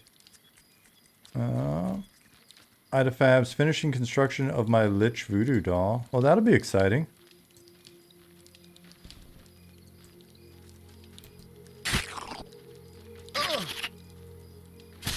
Cubby's parents are in town. That's nice. That's cozy.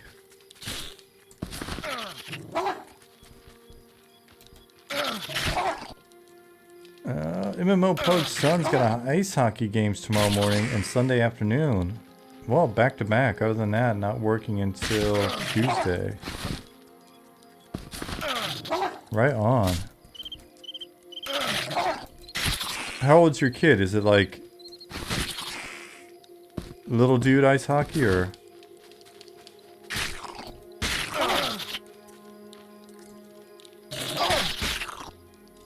Mind's Eye is the band. I don't know what that is. She's nearly 16.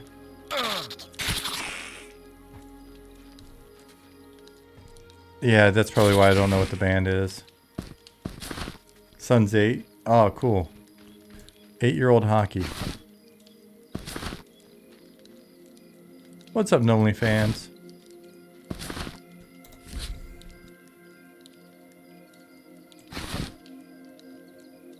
Cool, I think I just need one more. Nicodemus said, not this weekend, but next weekend I'm going to take the wife to the Van Gogh exhibit in Atlanta. Favorite artist? Oh, right on. I think I went to Van Gogh's house in Amsterdam. Have we seen Pessimistic Squid today or Possum? We have not.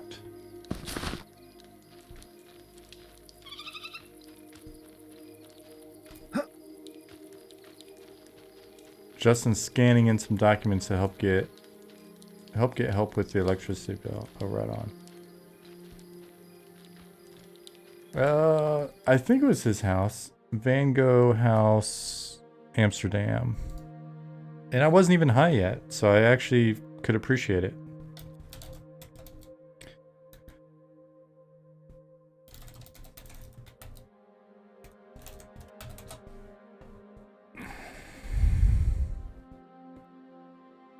If it's what I think it was, then it was super cozy. Was it? But was it Van Gogh's house?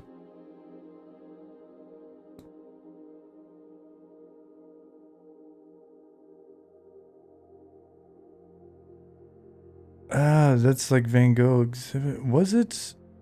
Who else would it be? Famous artist house in Amsterdam. It's this tiny little house. I think that's it. It was like this really cozy little tiny house.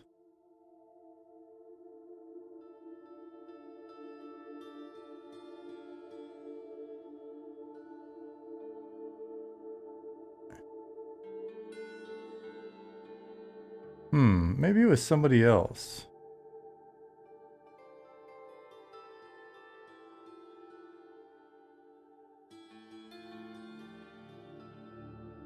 Famous artist house in Amsterdam.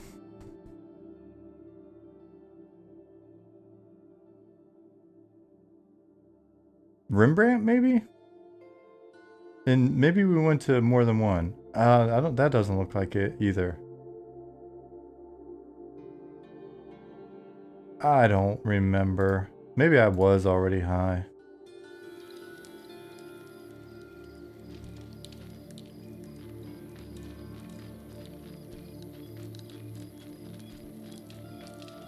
Oh, well, he's definitely already high.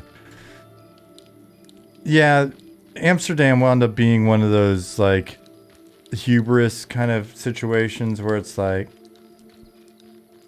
I heard the weed here is weak as all get up. And then later that day, I was just like, we are never finding our hotel again. This is the worst idea.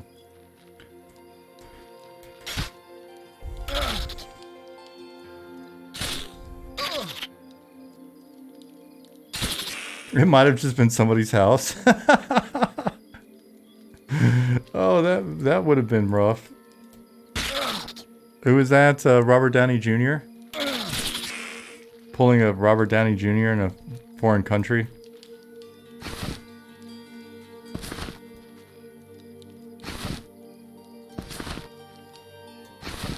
It's just their kids' art on the refrigerator we're staring at for like an hour.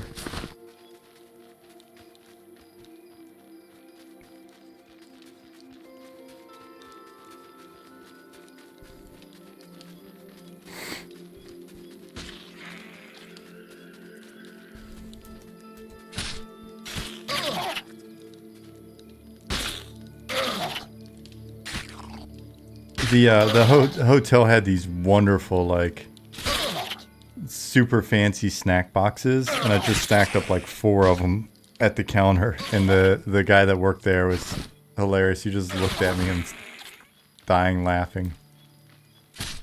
He was like, "How was your visit?"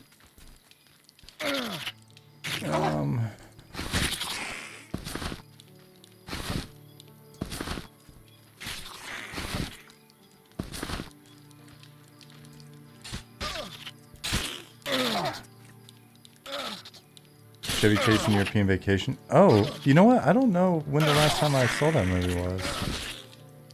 I'll have to watch, just get the reference. Zukin, we are good.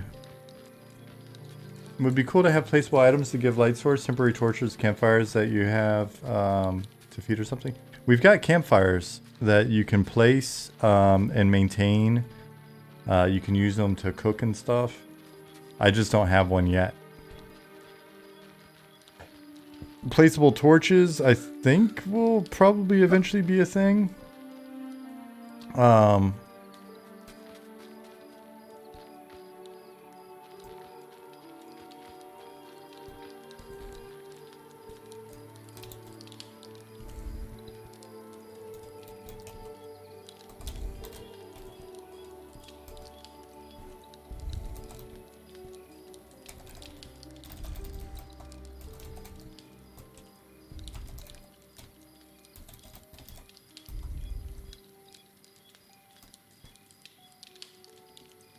Let me check something really fast. Because I can never remember it.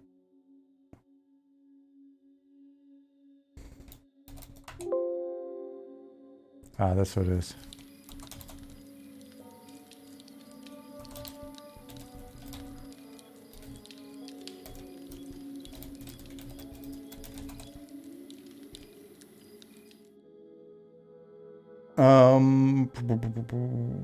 Here we go. See?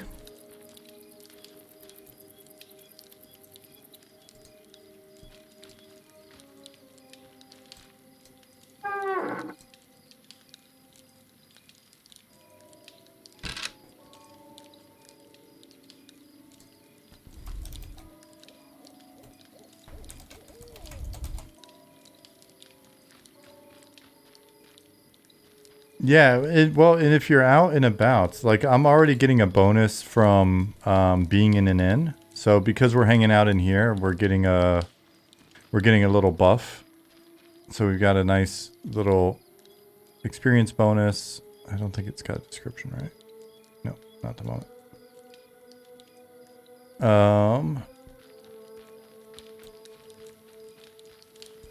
And you can hang out in here, fill that up, and then you can go use it. I forget the rules on it. I think it's like 20 minutes from hanging out in here for 2 minutes. But with the campfire, you get a little experience bonus that works in a similar way, but when you're out and about. If you watch some of the playtest videos, you'll see that people people have campfires and stuff, and you kind of gravitate towards each other.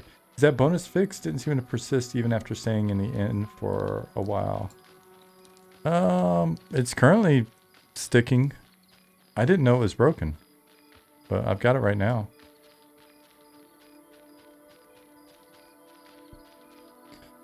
Justin said, "Can I have a wood stove for my player house?" Asking for a friend. I don't see why not.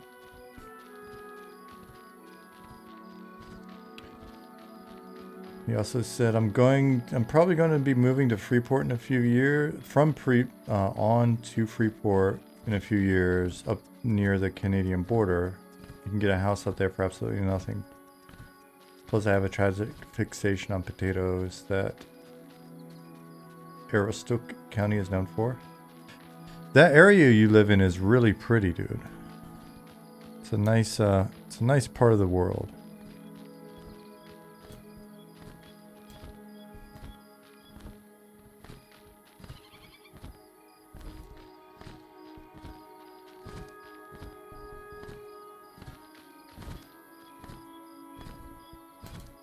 Weird.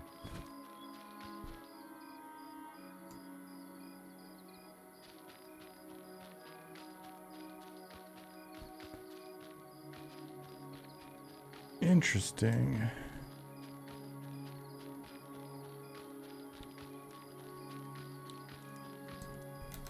I was just fighting stuff, right? I came back, I was fighting. I didn't have any problem fighting anything.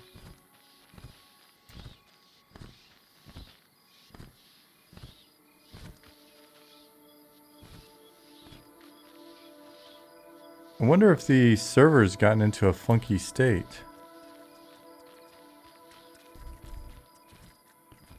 Zukin, can you fight?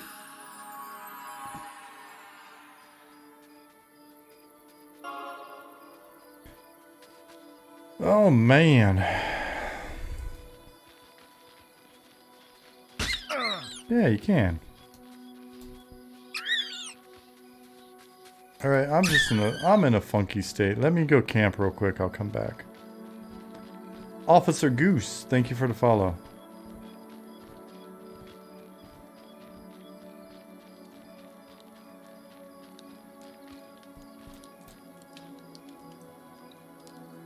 Still GM tagged? It shouldn't matter, I should still be able to kill.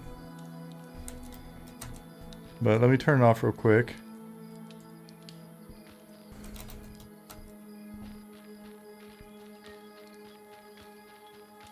Don't you get a free bag from Shady? You know what? That's a fair point, you do. Really should fix that.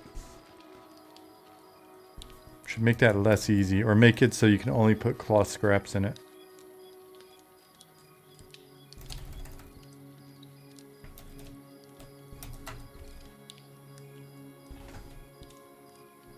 Oh wow, all my inputs kind of jacked at the moment.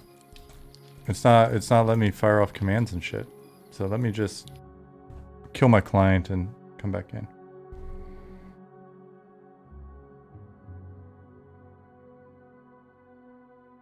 Lich, your bank is full of those bags? Are they not lore?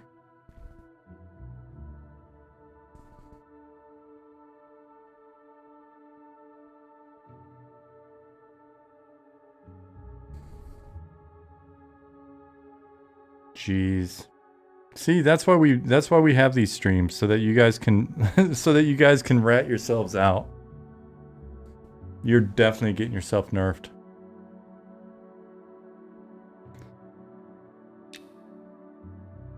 I was just sitting here thinking too, like the caffeine's hitting at in a nice way, feeling super comfortable, it's cozy, hanging out with you guys, playing some M&M. Not feeling bad. It's Friday. And just learned that I need to nerf some stuff. Do we have plans for player vendors? Absolutely, Primus.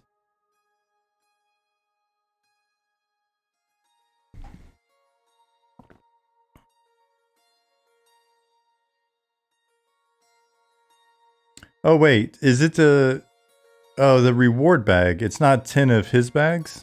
Is it like a bag that you got as a reward instead?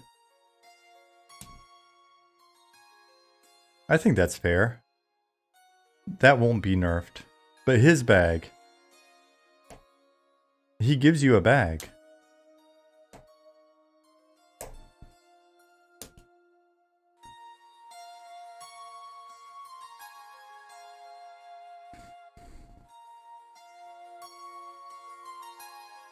I didn't know it was a quest. Idafab's just like, I just knew I was supposed to go say I was supposed to say something to the guy and get a free bag. I love that. I didn't know it was a quest container. I thought they were just giving free bags out. I love it. I love it. I'm not just saying that either. I think that's a wonderful story. That's so MMO. No one in our group did. I love it. It's just a free bag. That's how it evolved. No one ever read the quest text. It just became like, community knowledge. It's oh god, I'm blanking. What is the term? It's like oral history or whatever.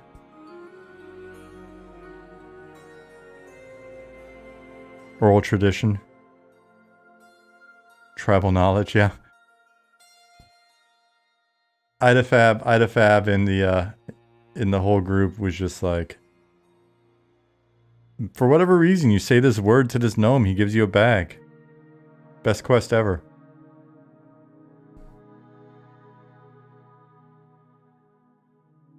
Hey, Dragon, what's going on?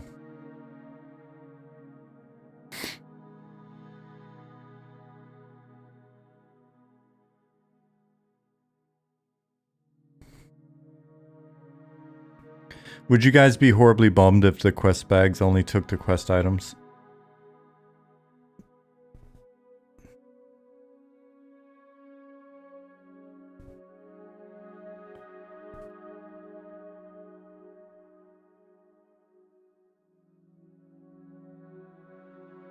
Dragon said totally. Oh no! I'm stuck at loading. Something weird's going on. I've got 5,099 followers.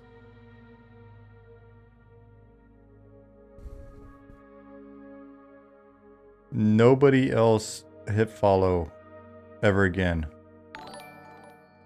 I mean fudge. Hey ZBrush, what's going on, Zach?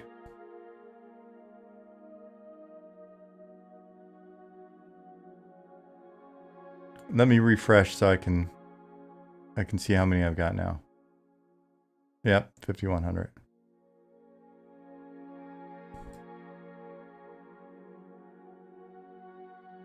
I can't wait to see what you do with spooky zones, dungeon skulls, dusty bookshelves, vampires, etc. Have you not seen our first little bit of spooky dungeon?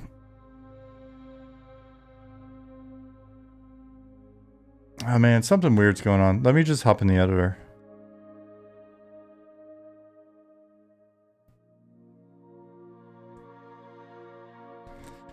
IDFAB says, can I make an actual recommendation as opposed to what kind of other recommendation? What would a non-actual recommendation be? Different Malachite level for Elementalist, because it was 1 silver for 1 at level 2, a bit pricey. Had to pull cash. Oh, don't worry, we'll be playing with prices and rebalancing that from now until we go live, probably.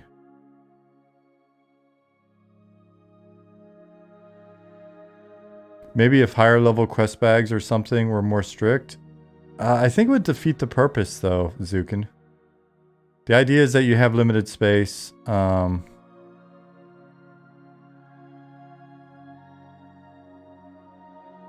idea is that you have limited space initially, and you have to earn a bag. Like, you have to work your way up to it. If the balance on the prices of bags is something that we need to work on, that's fine, but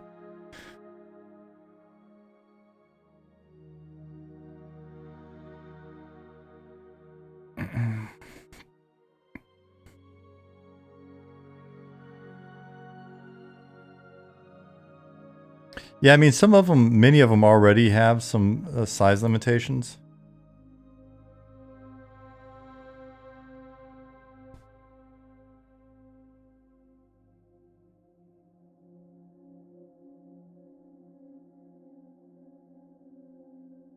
I think it would actually wind up being even rougher at higher levels, Zukin, because what would wind up happening is now you can absolutely afford and have earned bags. You've got a bunch of shit in your bags because of the nature of the content that you're doing. Your content's farther away. And then we put a quest bag that eats up a bag slot and you can't put anything in it. I would think that would be even tougher on folks. Non-actual recommendation, goblin only stripper poles for your house. It's funny, you say goblin only stripper poles, and I, instead of thinking of a goblin using a stripper pole, I kind of pictured a stripper pole made by goblins. What if goblins made stuff? What if goblin made is kind of like our made in China?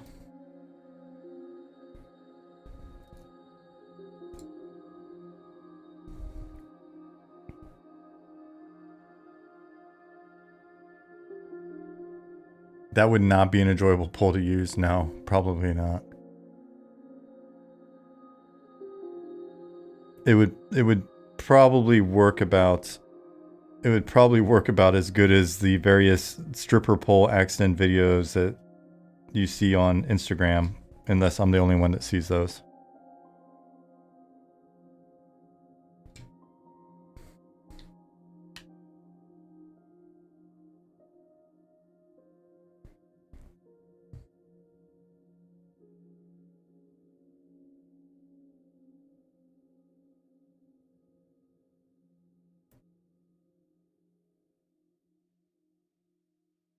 Swade said, what if some quest givers give you a container for getting what they ask for, if you ask them? Maybe this container special can go into containers. So quest containers can go into other containers. I don't know if that would be super hard. I think we just have to think through the logic on it, make sure that we're not... But in that case, it really would need to be quest item only. Did I read this? Did I read this out loud, Zukin? I immediately saw it. Zukin said 100% getting an infection off a goblin-made stripper pole. It's true.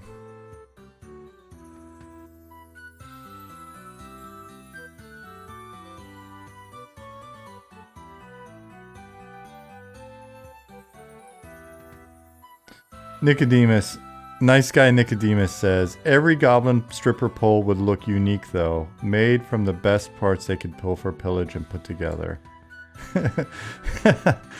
Nicodemus is like, don't worry, goblins. Your janky infected stripper poles are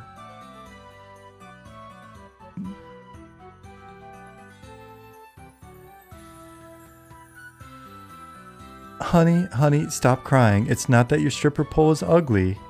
It's just unique. None of the other kids have a stripper pole like this. So it's a special pole. Mom, you're just saying that to make me stop crying. Yes, if it sounds like I've had this conversation in real life before, it's true.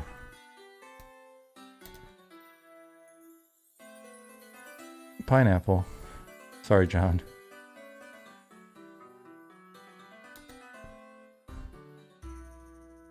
John's like, damn it, Sean, learn some boundaries. Oh, wait.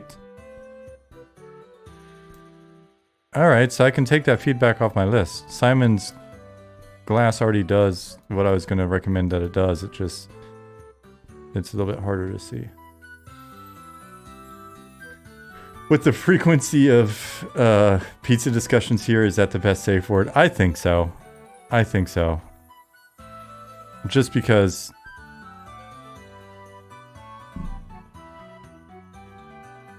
sometimes they overlap. Sometimes.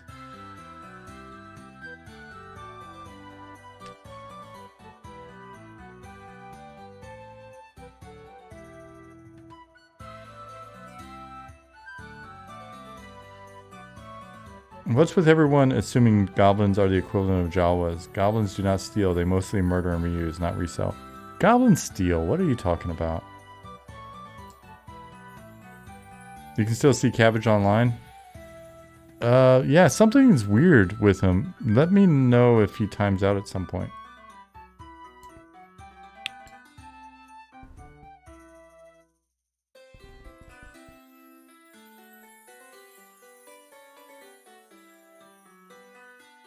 Alright, let me log back in here and see what's going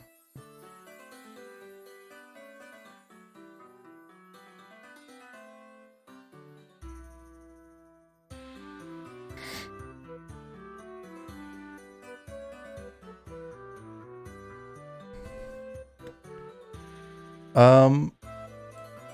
So we've got Zach here. We got Zook in here. Is Goblin here?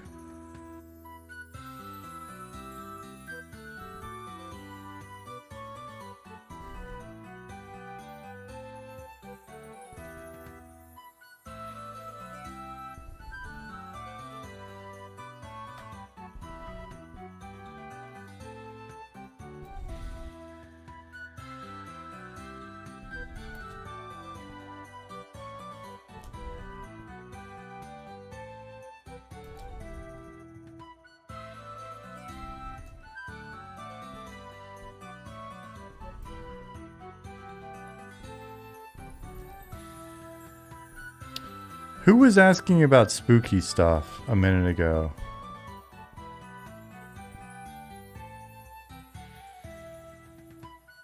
Before we started talking about stripper poles. Hey, Reiko. We are well. How are you?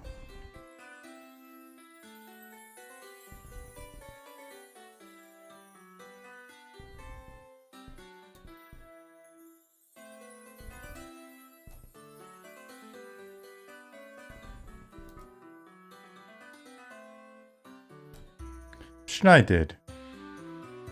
Okay.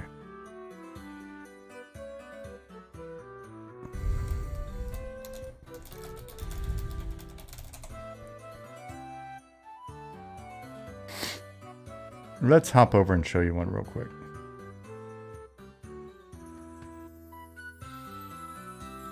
Rico said, I am great and very much looking forward to this game. Awesome. Awesome. Have you played in any of the playtests? The stress tests, mostly stress tests so far.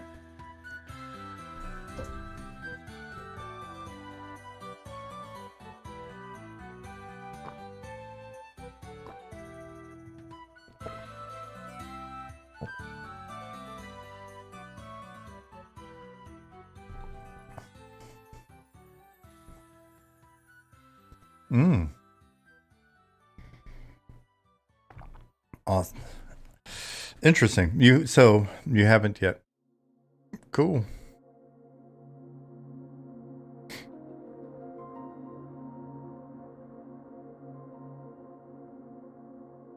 Gulum, what's going on?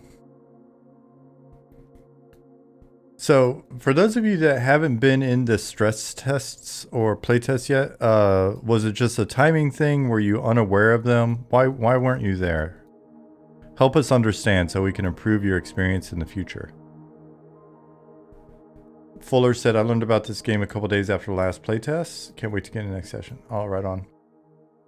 3PO said, work. Reiko, timing. Hey, Cubby said, weekends equals kids. Oh, yeah. Fair point. I'm wondering how many people kind of fall into those categories right there. Dossman said, currently only have a Mac. That was the same issue for What Heart? Okay.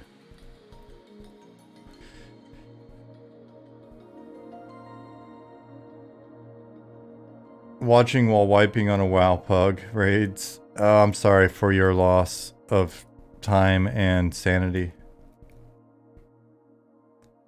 D-Loves Pudding plays Eminem on his Tesla truck dashboard.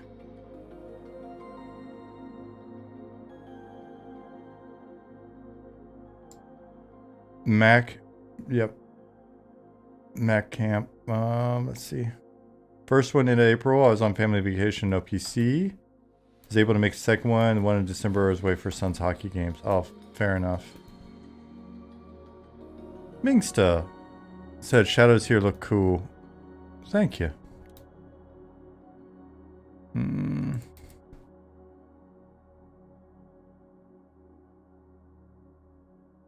Schneid said, not always a playtest type of guy, but I've checked footage and updates. Wouldn't be opposed to jumping in at some point. Oh, right on. We'd love to have you.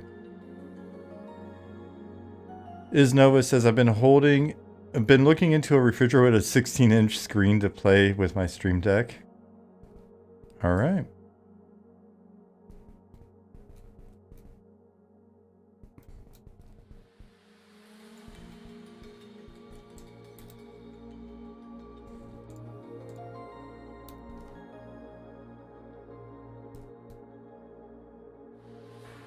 Sounds like a 7-day test to catch up the folks that have had days off but work weekends. And to catch the folks that have days off in the week but work weekends. Oh man.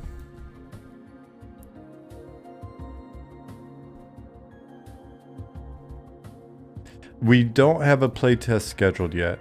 There's a few handfuls of things that we'd like to fix before the next playtest. Or add.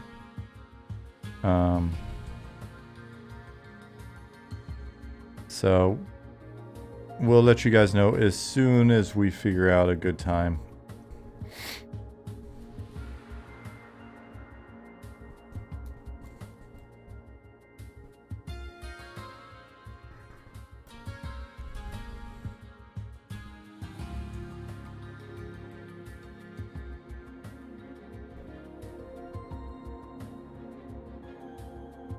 Yeah, it's weird. I would have never assumed having it on a work day would be any good for anyone, though.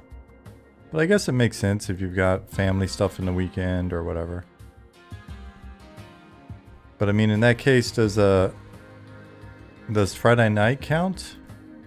Or Friday count?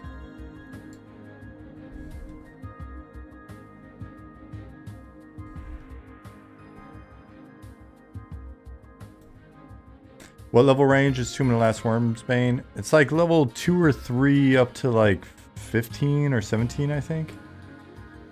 Any other dungeons fully populated, itemized at all yet? We've got another dungeon that is populated. I wouldn't say fully. It needs some work. It's got some itemization in it though. So it's a bit more in progress. But it's not a spooky dungeon. It's me, Katie. And I'm assuming it's Katie and not Catty, because it's spelled Katie, but you're a cat. I'm not a cat.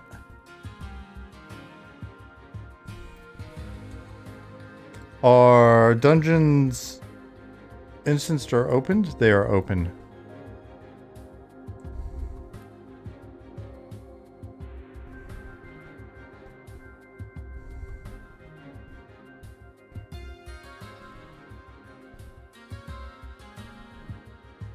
Alright, that was strange. I'm a catty Katie depending on what day you get me on. Well, it's Friday. So I'm hoping you're just you're a nice Katie and not too catty. How many groups or dedicated camps do you think this dungeon will hold? That is a good question because we've added to it and added to it. I think this one will hold, what, 6 or 7? What do you guys think that have been in here a bit more?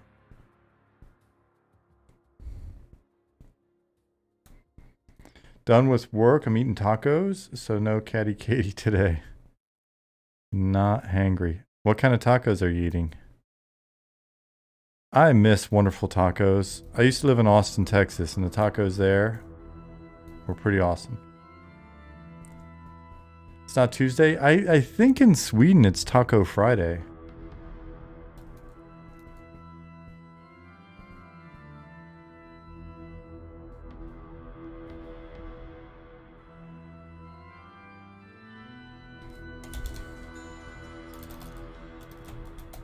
Fort Worth, yeah.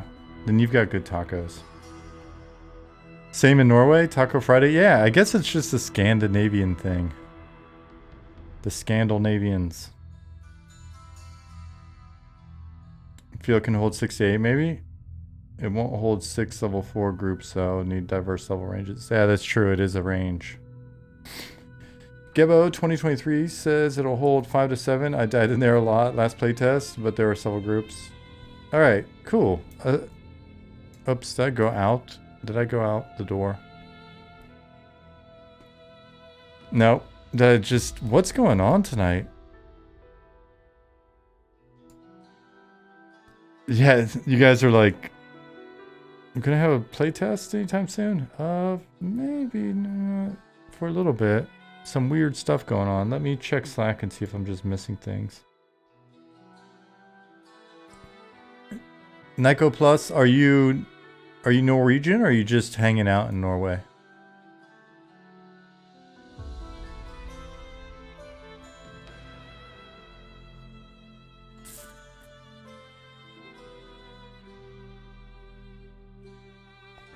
I don't think it's Ollie. Ollie's been sick. Unfortunately, Ollie and his family have been running into the same virus you guys are running into. Stomach virus. Yeah. Poor guys. You're Norwegian? Right on. I've only been to Norway once, but I really dug it. I went to Norway a couple years ago for the X Games.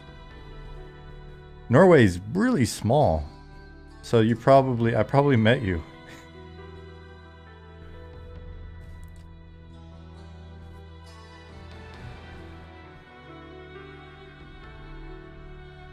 Oslo reminded me of like a really tiny Stockholm.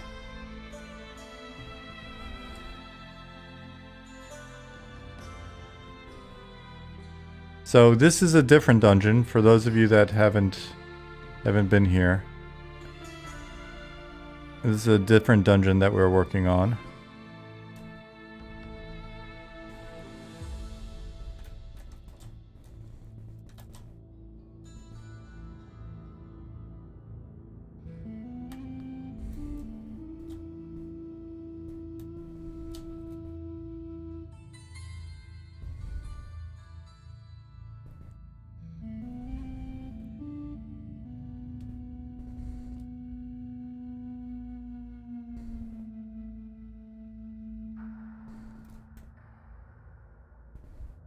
We still got some prop work to do in here, but I did like a little janky first pass a while back.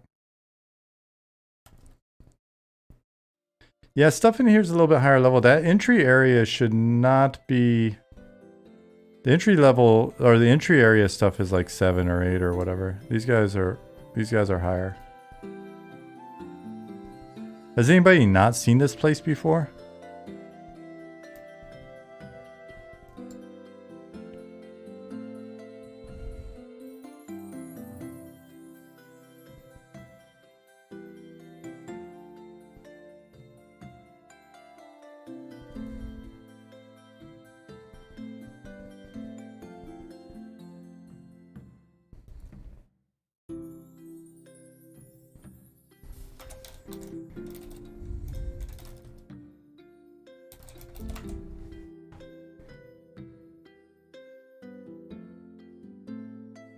Cabbage is finally gone at least. Right on. Thank you, Zukin.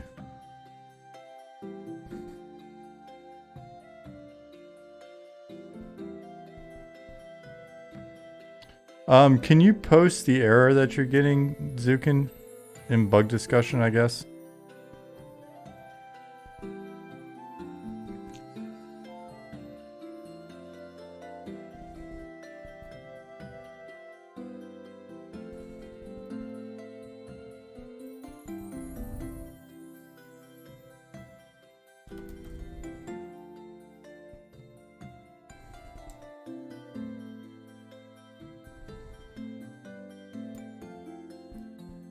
Does this zone have a boss / name mob? It's got a few. And it's got spots where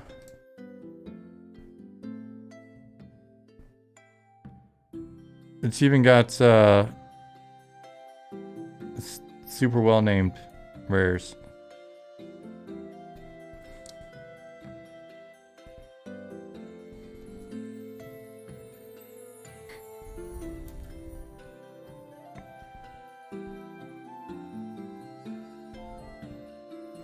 Is this zone itemized? I believe Nick's been putting items in it over the last week or so.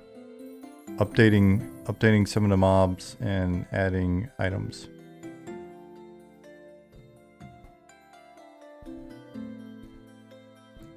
Yeah, it's got base items. I'm fairly certain when the first mobs were put in, Nick already had them with like base item sets.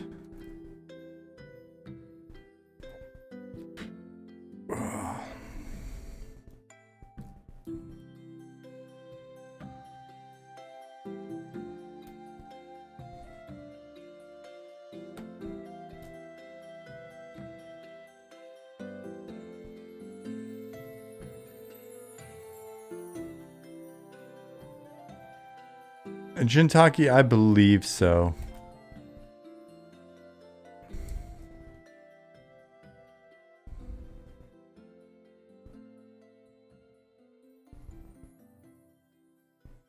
Just makes it a little bit less messy. What are these guys doing? Are they not pathing? Let me check out.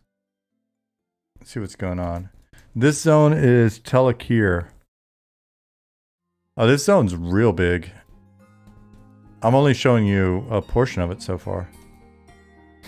There are 3 other main areas, like big main areas. This was just central area so far. There's the entrance. There's this the central area we were just in. You can come up here to this area. Then there's another area down with a lot of water. And then there's the goblin area. So let me check real quick and see what's up with these guys. Maybe fix them really fast.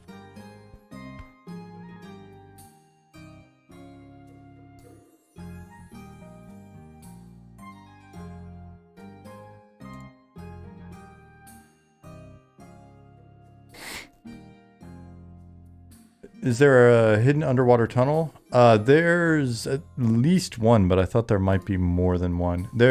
Oh yeah, there's absolutely more than one.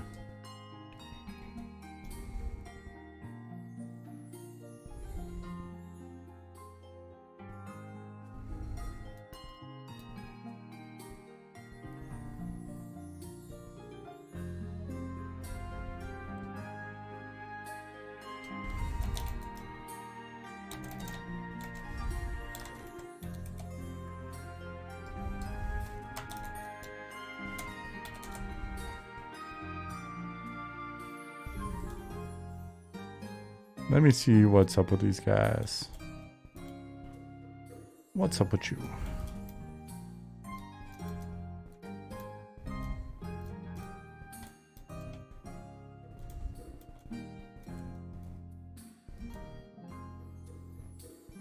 Huh.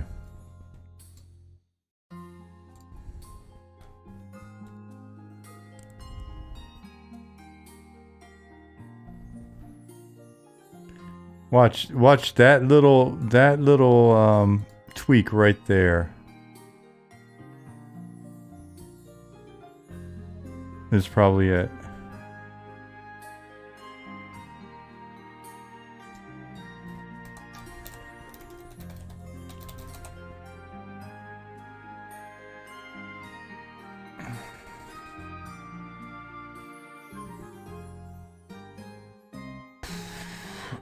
Question, seems you guys are moving M&M along at a fast pace. What would you say the biggest development bottleneck the team is facing? Can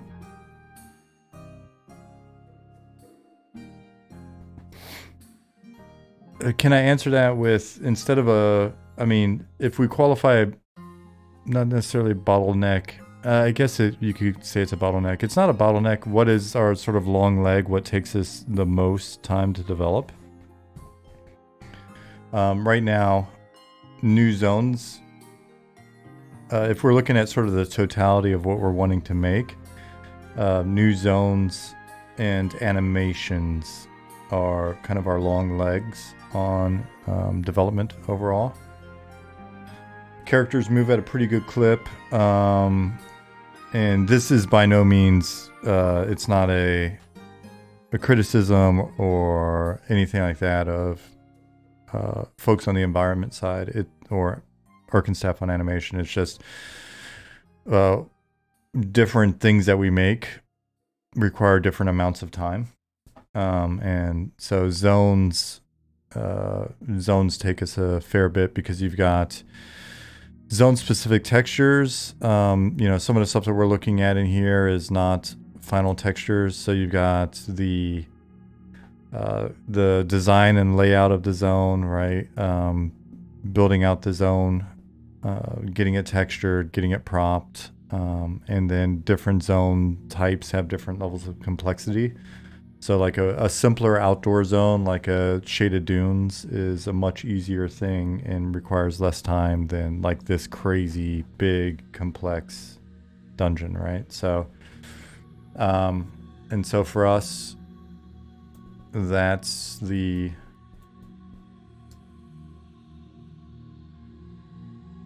are kind of our long legs. And then with animations, we've only got one person working on animations, whereas we've got 3 people working on environments. We've got 2 people, Simon and Pattis, are working as primaries on like just making the zone, whereas Bill is primarily doing props. Texture work, we're still figuring out the right kind of pipeline for getting them done, but that's been a mix of some textures that we've had that we had contracted. We've got a woman that does some painting, and she's done some textures for us, and then Goblin's done a fair number, and I think other folks, especially with the biome jam that we just did, I think other folks kind of worked on some of their own textures in there as well. So Pattis, Bilth, and Simon. But yeah, that is an area where if we're looking in, I've actually got little spreadsheet calculators open on my other monitor right now for a meeting that we're going to have on Sunday. That's kind of what it's looking like. That's the biggest area of risk, just because there's a big investment in getting zones done. And yeah, thanks for sharing that. Hope you expand the team. Do you hope to expand the team as you get closer to proof of concept? Our goal is to always keep the team as small as we can possibly keep it. It just makes communication easier. It's more manageable. We're able to maintain our culture, right? We all get along. We've got, I didn't mention on the environment side, we've got one person who's working on a zone for us. but isn't on the team at this time. So we'll see if he enjoys the process and gets the zone done. Then that'll be kind of interesting. More about him later if that stuff clicks. Hey, Brown Butcher, what's going on, dude? Game is not done yet. How are you doing though? Let's see. Yeah, and so as we go though, we may add some more team people. You know, we may add some more people to the team. You know, in areas like environment, or you know, wherever we've got a need. We like I said, we want to keep it as small as possible, but you never know. It could we could add another person or two.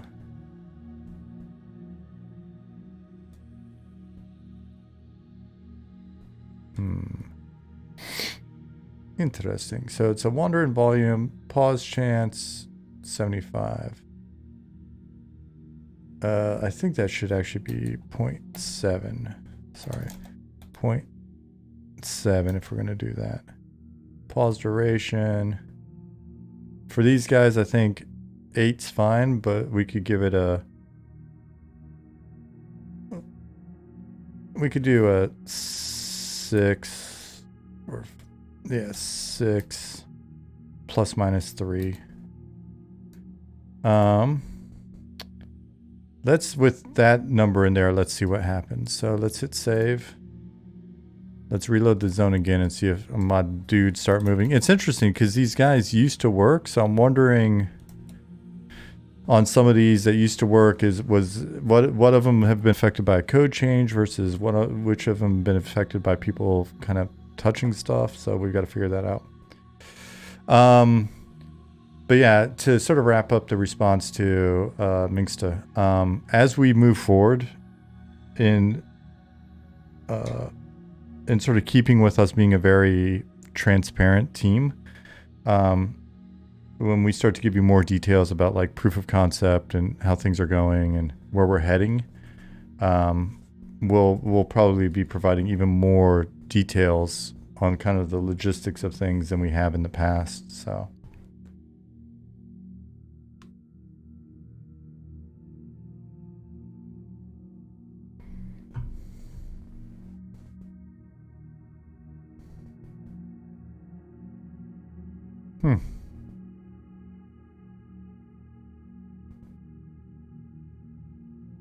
let me go see if there's a... So that guy's pathing. All right. So it's just these numbskulls. Wander in volume.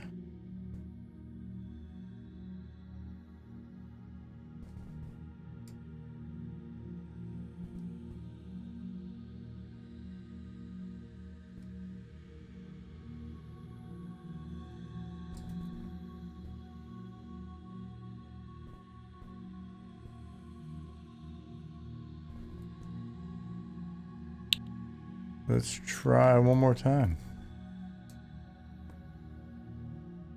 Do other engines let you edit like that in real time, or is it just a Unity thing? As far as I know, they do. I'm not as familiar with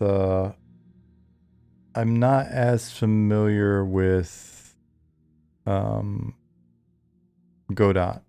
And in terms of editing, the stuff that we're editing though is specific to our game. So if you look over here on the right hand side, you see the spawn inspector, spawn editor. What I'm doing right now is where you see this little sort of goblin head.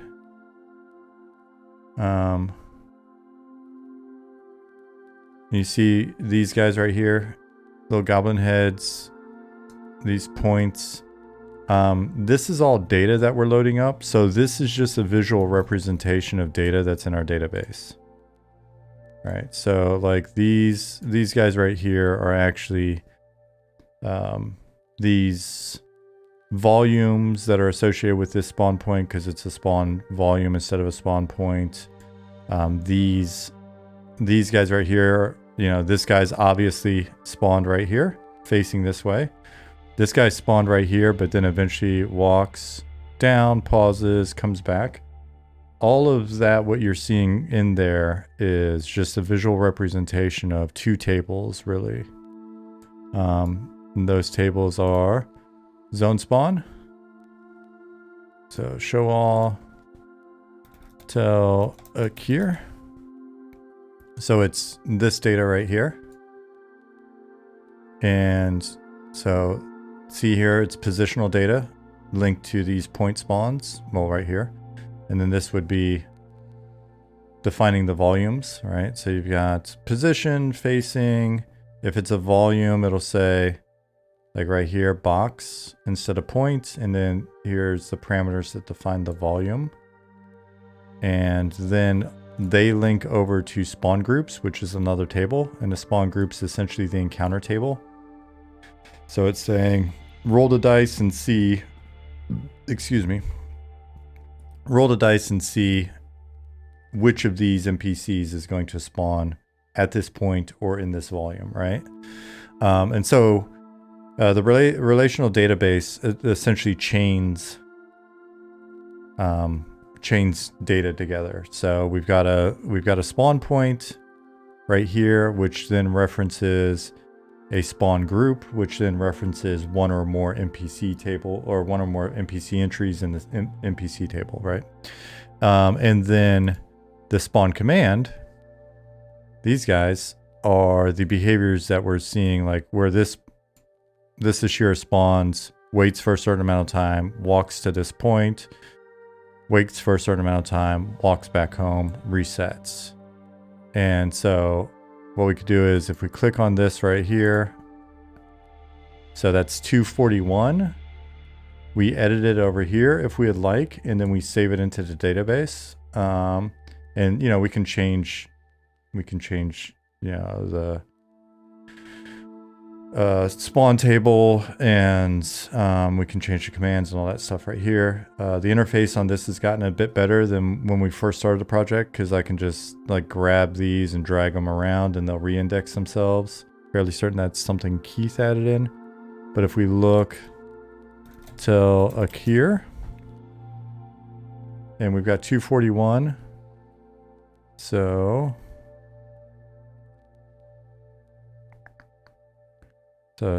kind of I suck, I'll be honest. If I knew what I was doing here in Heidi, it'd be easier for me to just make a little simpler query. I just always use the filter. I could do it this way and probably find it just as easily.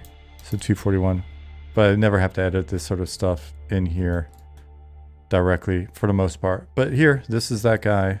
This is that Ashira 241's behaviors. So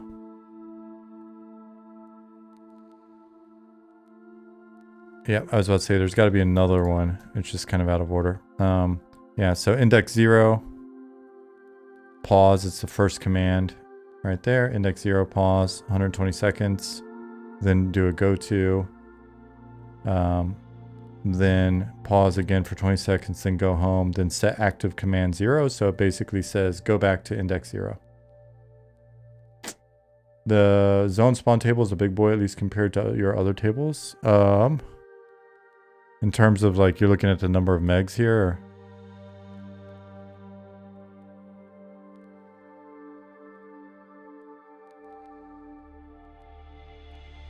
Gabo 2023, thank you very much. Have a great weekend.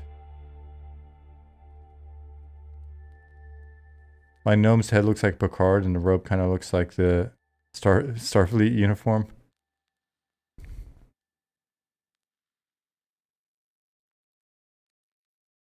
My robe is a very special robe.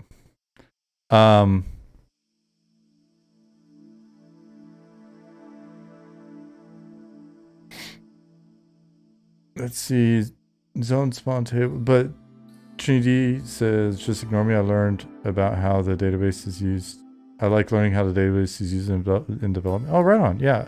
So if you look here, we've got 4,000 entries. So there's 4,234 spawn points in the game so far. What's another big table? NPCs. NPC is just a big table, but it's 2,600 NPC entries. What else we got that's probably big?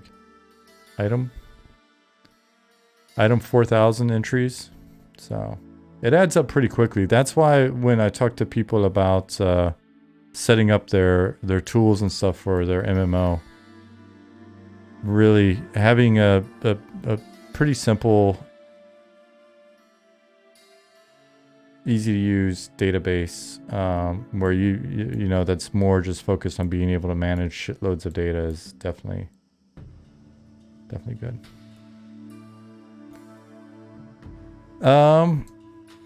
Yeah, it's meant to be more Dungeon Master than Starfleet.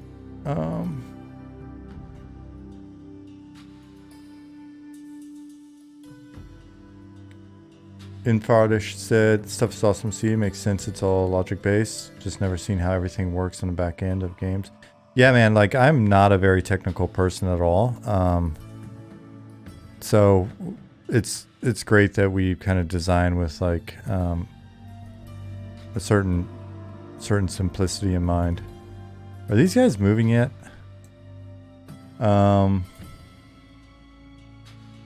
But yeah, it wasn't hard for me to learn the tools when I first got into game design. Fortunately, just because our tools were very similar to this back in the day.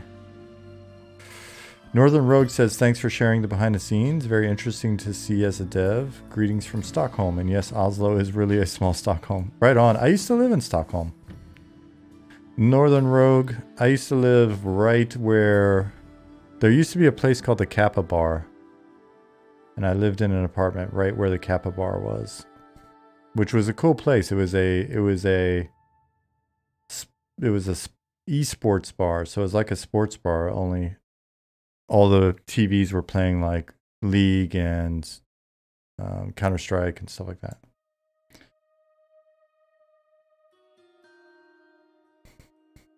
Assuming the zone only calls to the items it needs from a table, so it doesn't get bogged down trying to read the whole table. That's a good question. It's more of an Ollie question. The zone, basically, the zone is only loading data in that is necessary for the function of the zone. But then we use a sphere of influence system that actually makes it so that we'll see if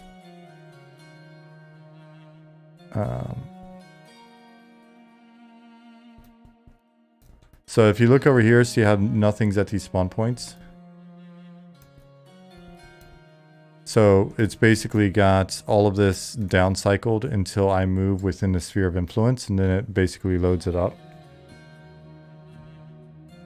But it knows the state of the data that it's loading and unloading, right? So it's not like you can just walk out of range and come back and get a new rare or a new roll at the rare. But yeah, it's little efficiencies like that, I guess, that are helpful. And for those of you that haven't seen the zone before, yeah, there's definitely more to the zone. There's this area over here. We've just been up here. And then there's this area over here as well. Working our way towards goblins.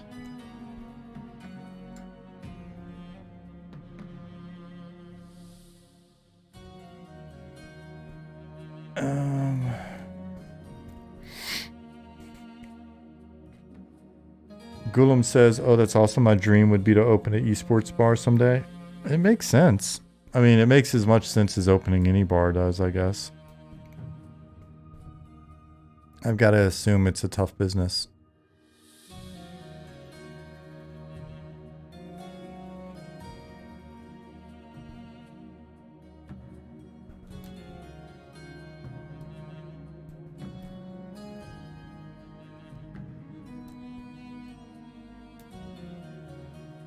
These are not set to be swimming volumes yet.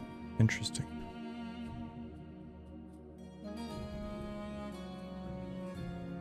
I thought they were. This has got to be. Yeah, I was about to say if this isn't. Man, water creeps me out.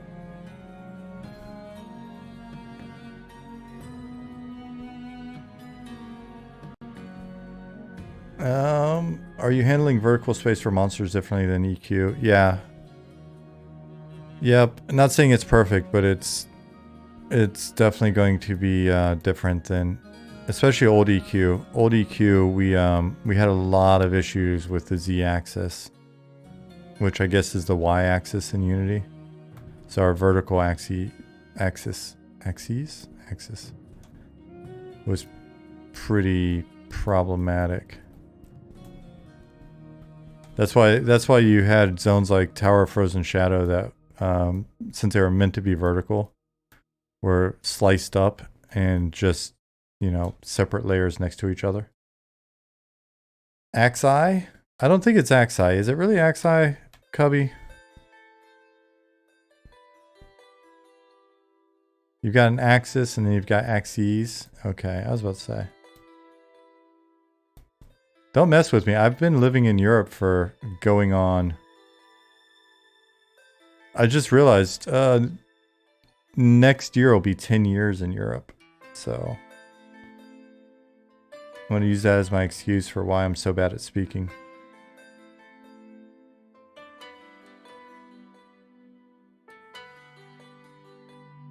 Any plans to come home for barbecue? Yeah, we've been back to the US a few times.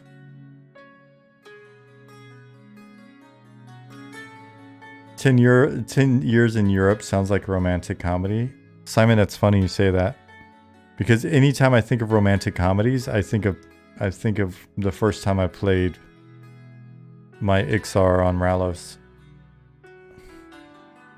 I'm not officially a German. I'm officially allowed to stay in Germany without having to constantly go through the paperwork. I'm a permanent resident. I am not a citizen.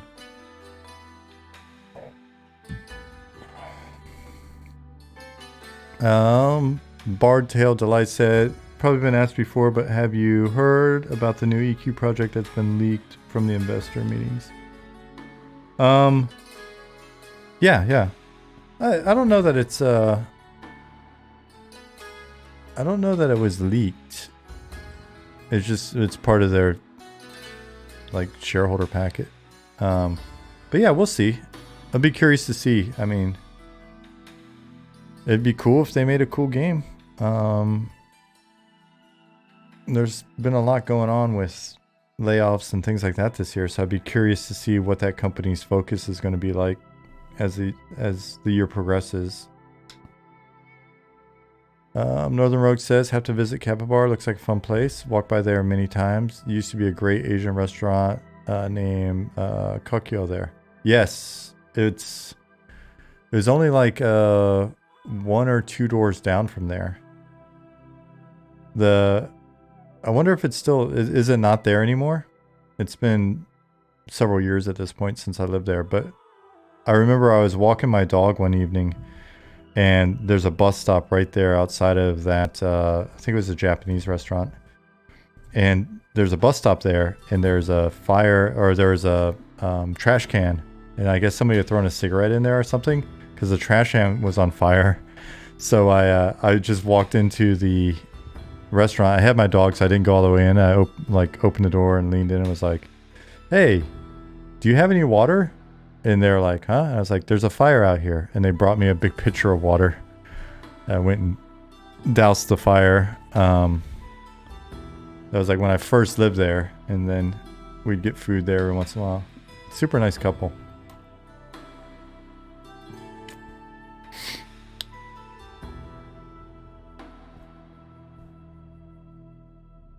Yeah, so the new EQ I think is supposed to be development's supposed to start next year, 2025, with a release date on that PowerPoint at least of 2028.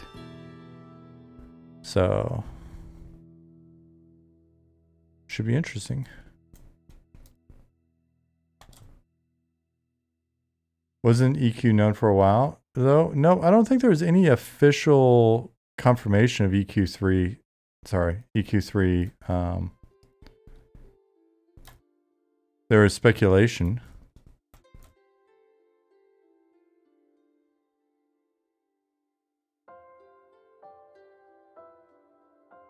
EQNext sounded so cool. I think the thing that I noticed was when I first heard about EQNext, it sounded too cool.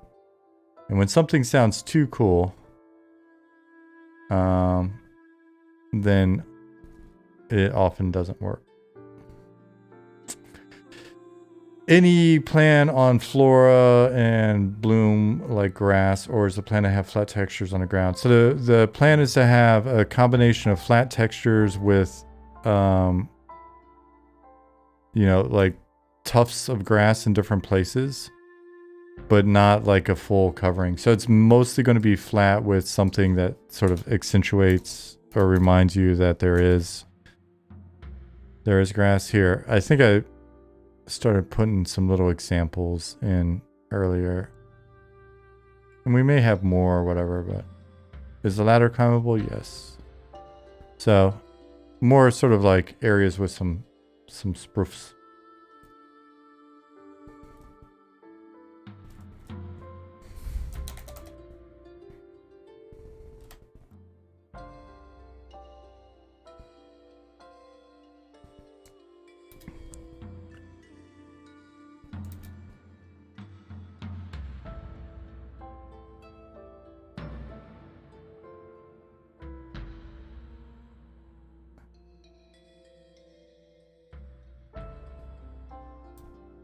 Raffine says, just looking over the January update, install the Bird Beastman concept art using the shoebill head. That's a winner and a half. Thanks for the hard work.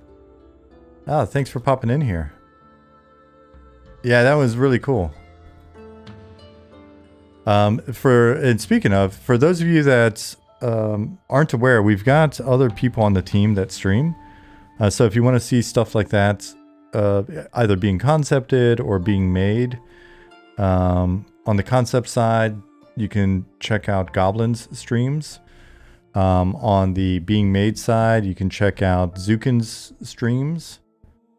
For characters, environment art, check out Pattis. Zach may or may not be streaming. So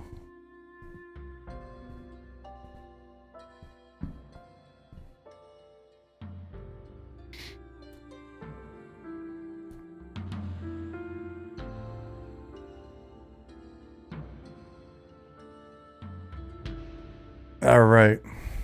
So I tell you what, guys, we have just hit the 3-hour mark. I've really got to pee, and I'm hoping to get a hold of a few of the guys on the team for a quick meeting on if they're all available. So what I may do is I may just wrap up for tonight, even though it is only 10:30, but I started a little bit early. And then I'll be back next Wednesday.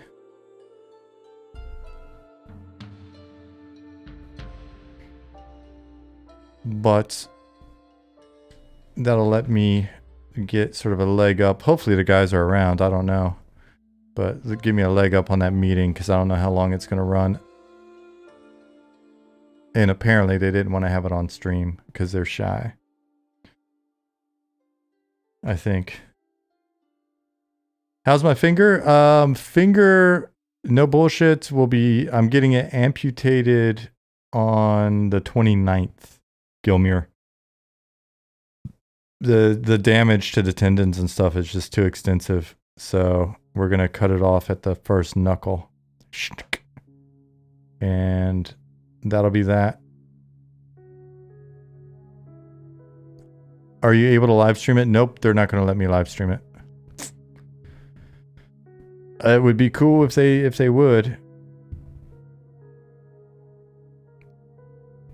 Yeah, so and they may not the insurance here may not cover my prosthetic that I want to get, so I may have to buy a 3D printer and just make one. So that'll be fun. We'll if we wind up going that route, then we'll make some content out of it, I think.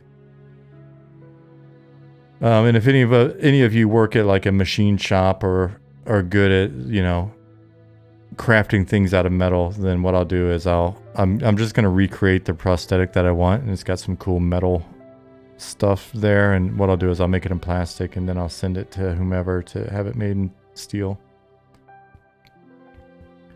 cursed item. Sean's pinky.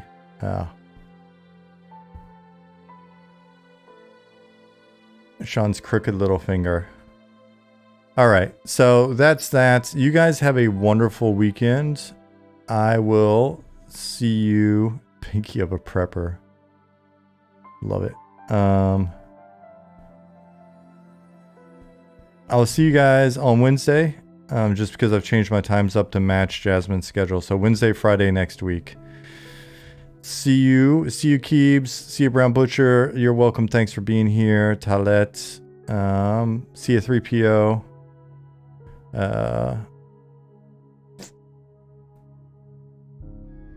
See you Nicodemus. Bye Gulum. See you Northern Road. Good to meet you. Hey do. Isn't that the hey do? I think that's the Swedish for goodbye. There's hey hey and there's hey do. See you John.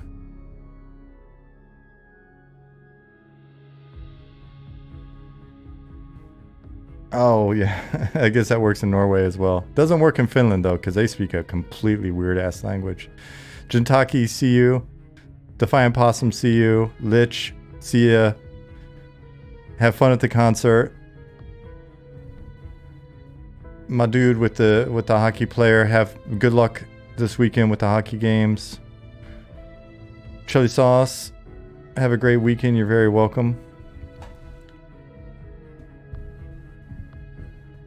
All right, I'm gonna go ahead and get ready to push the button. Loading up my emojis now. Pop, pop, pop.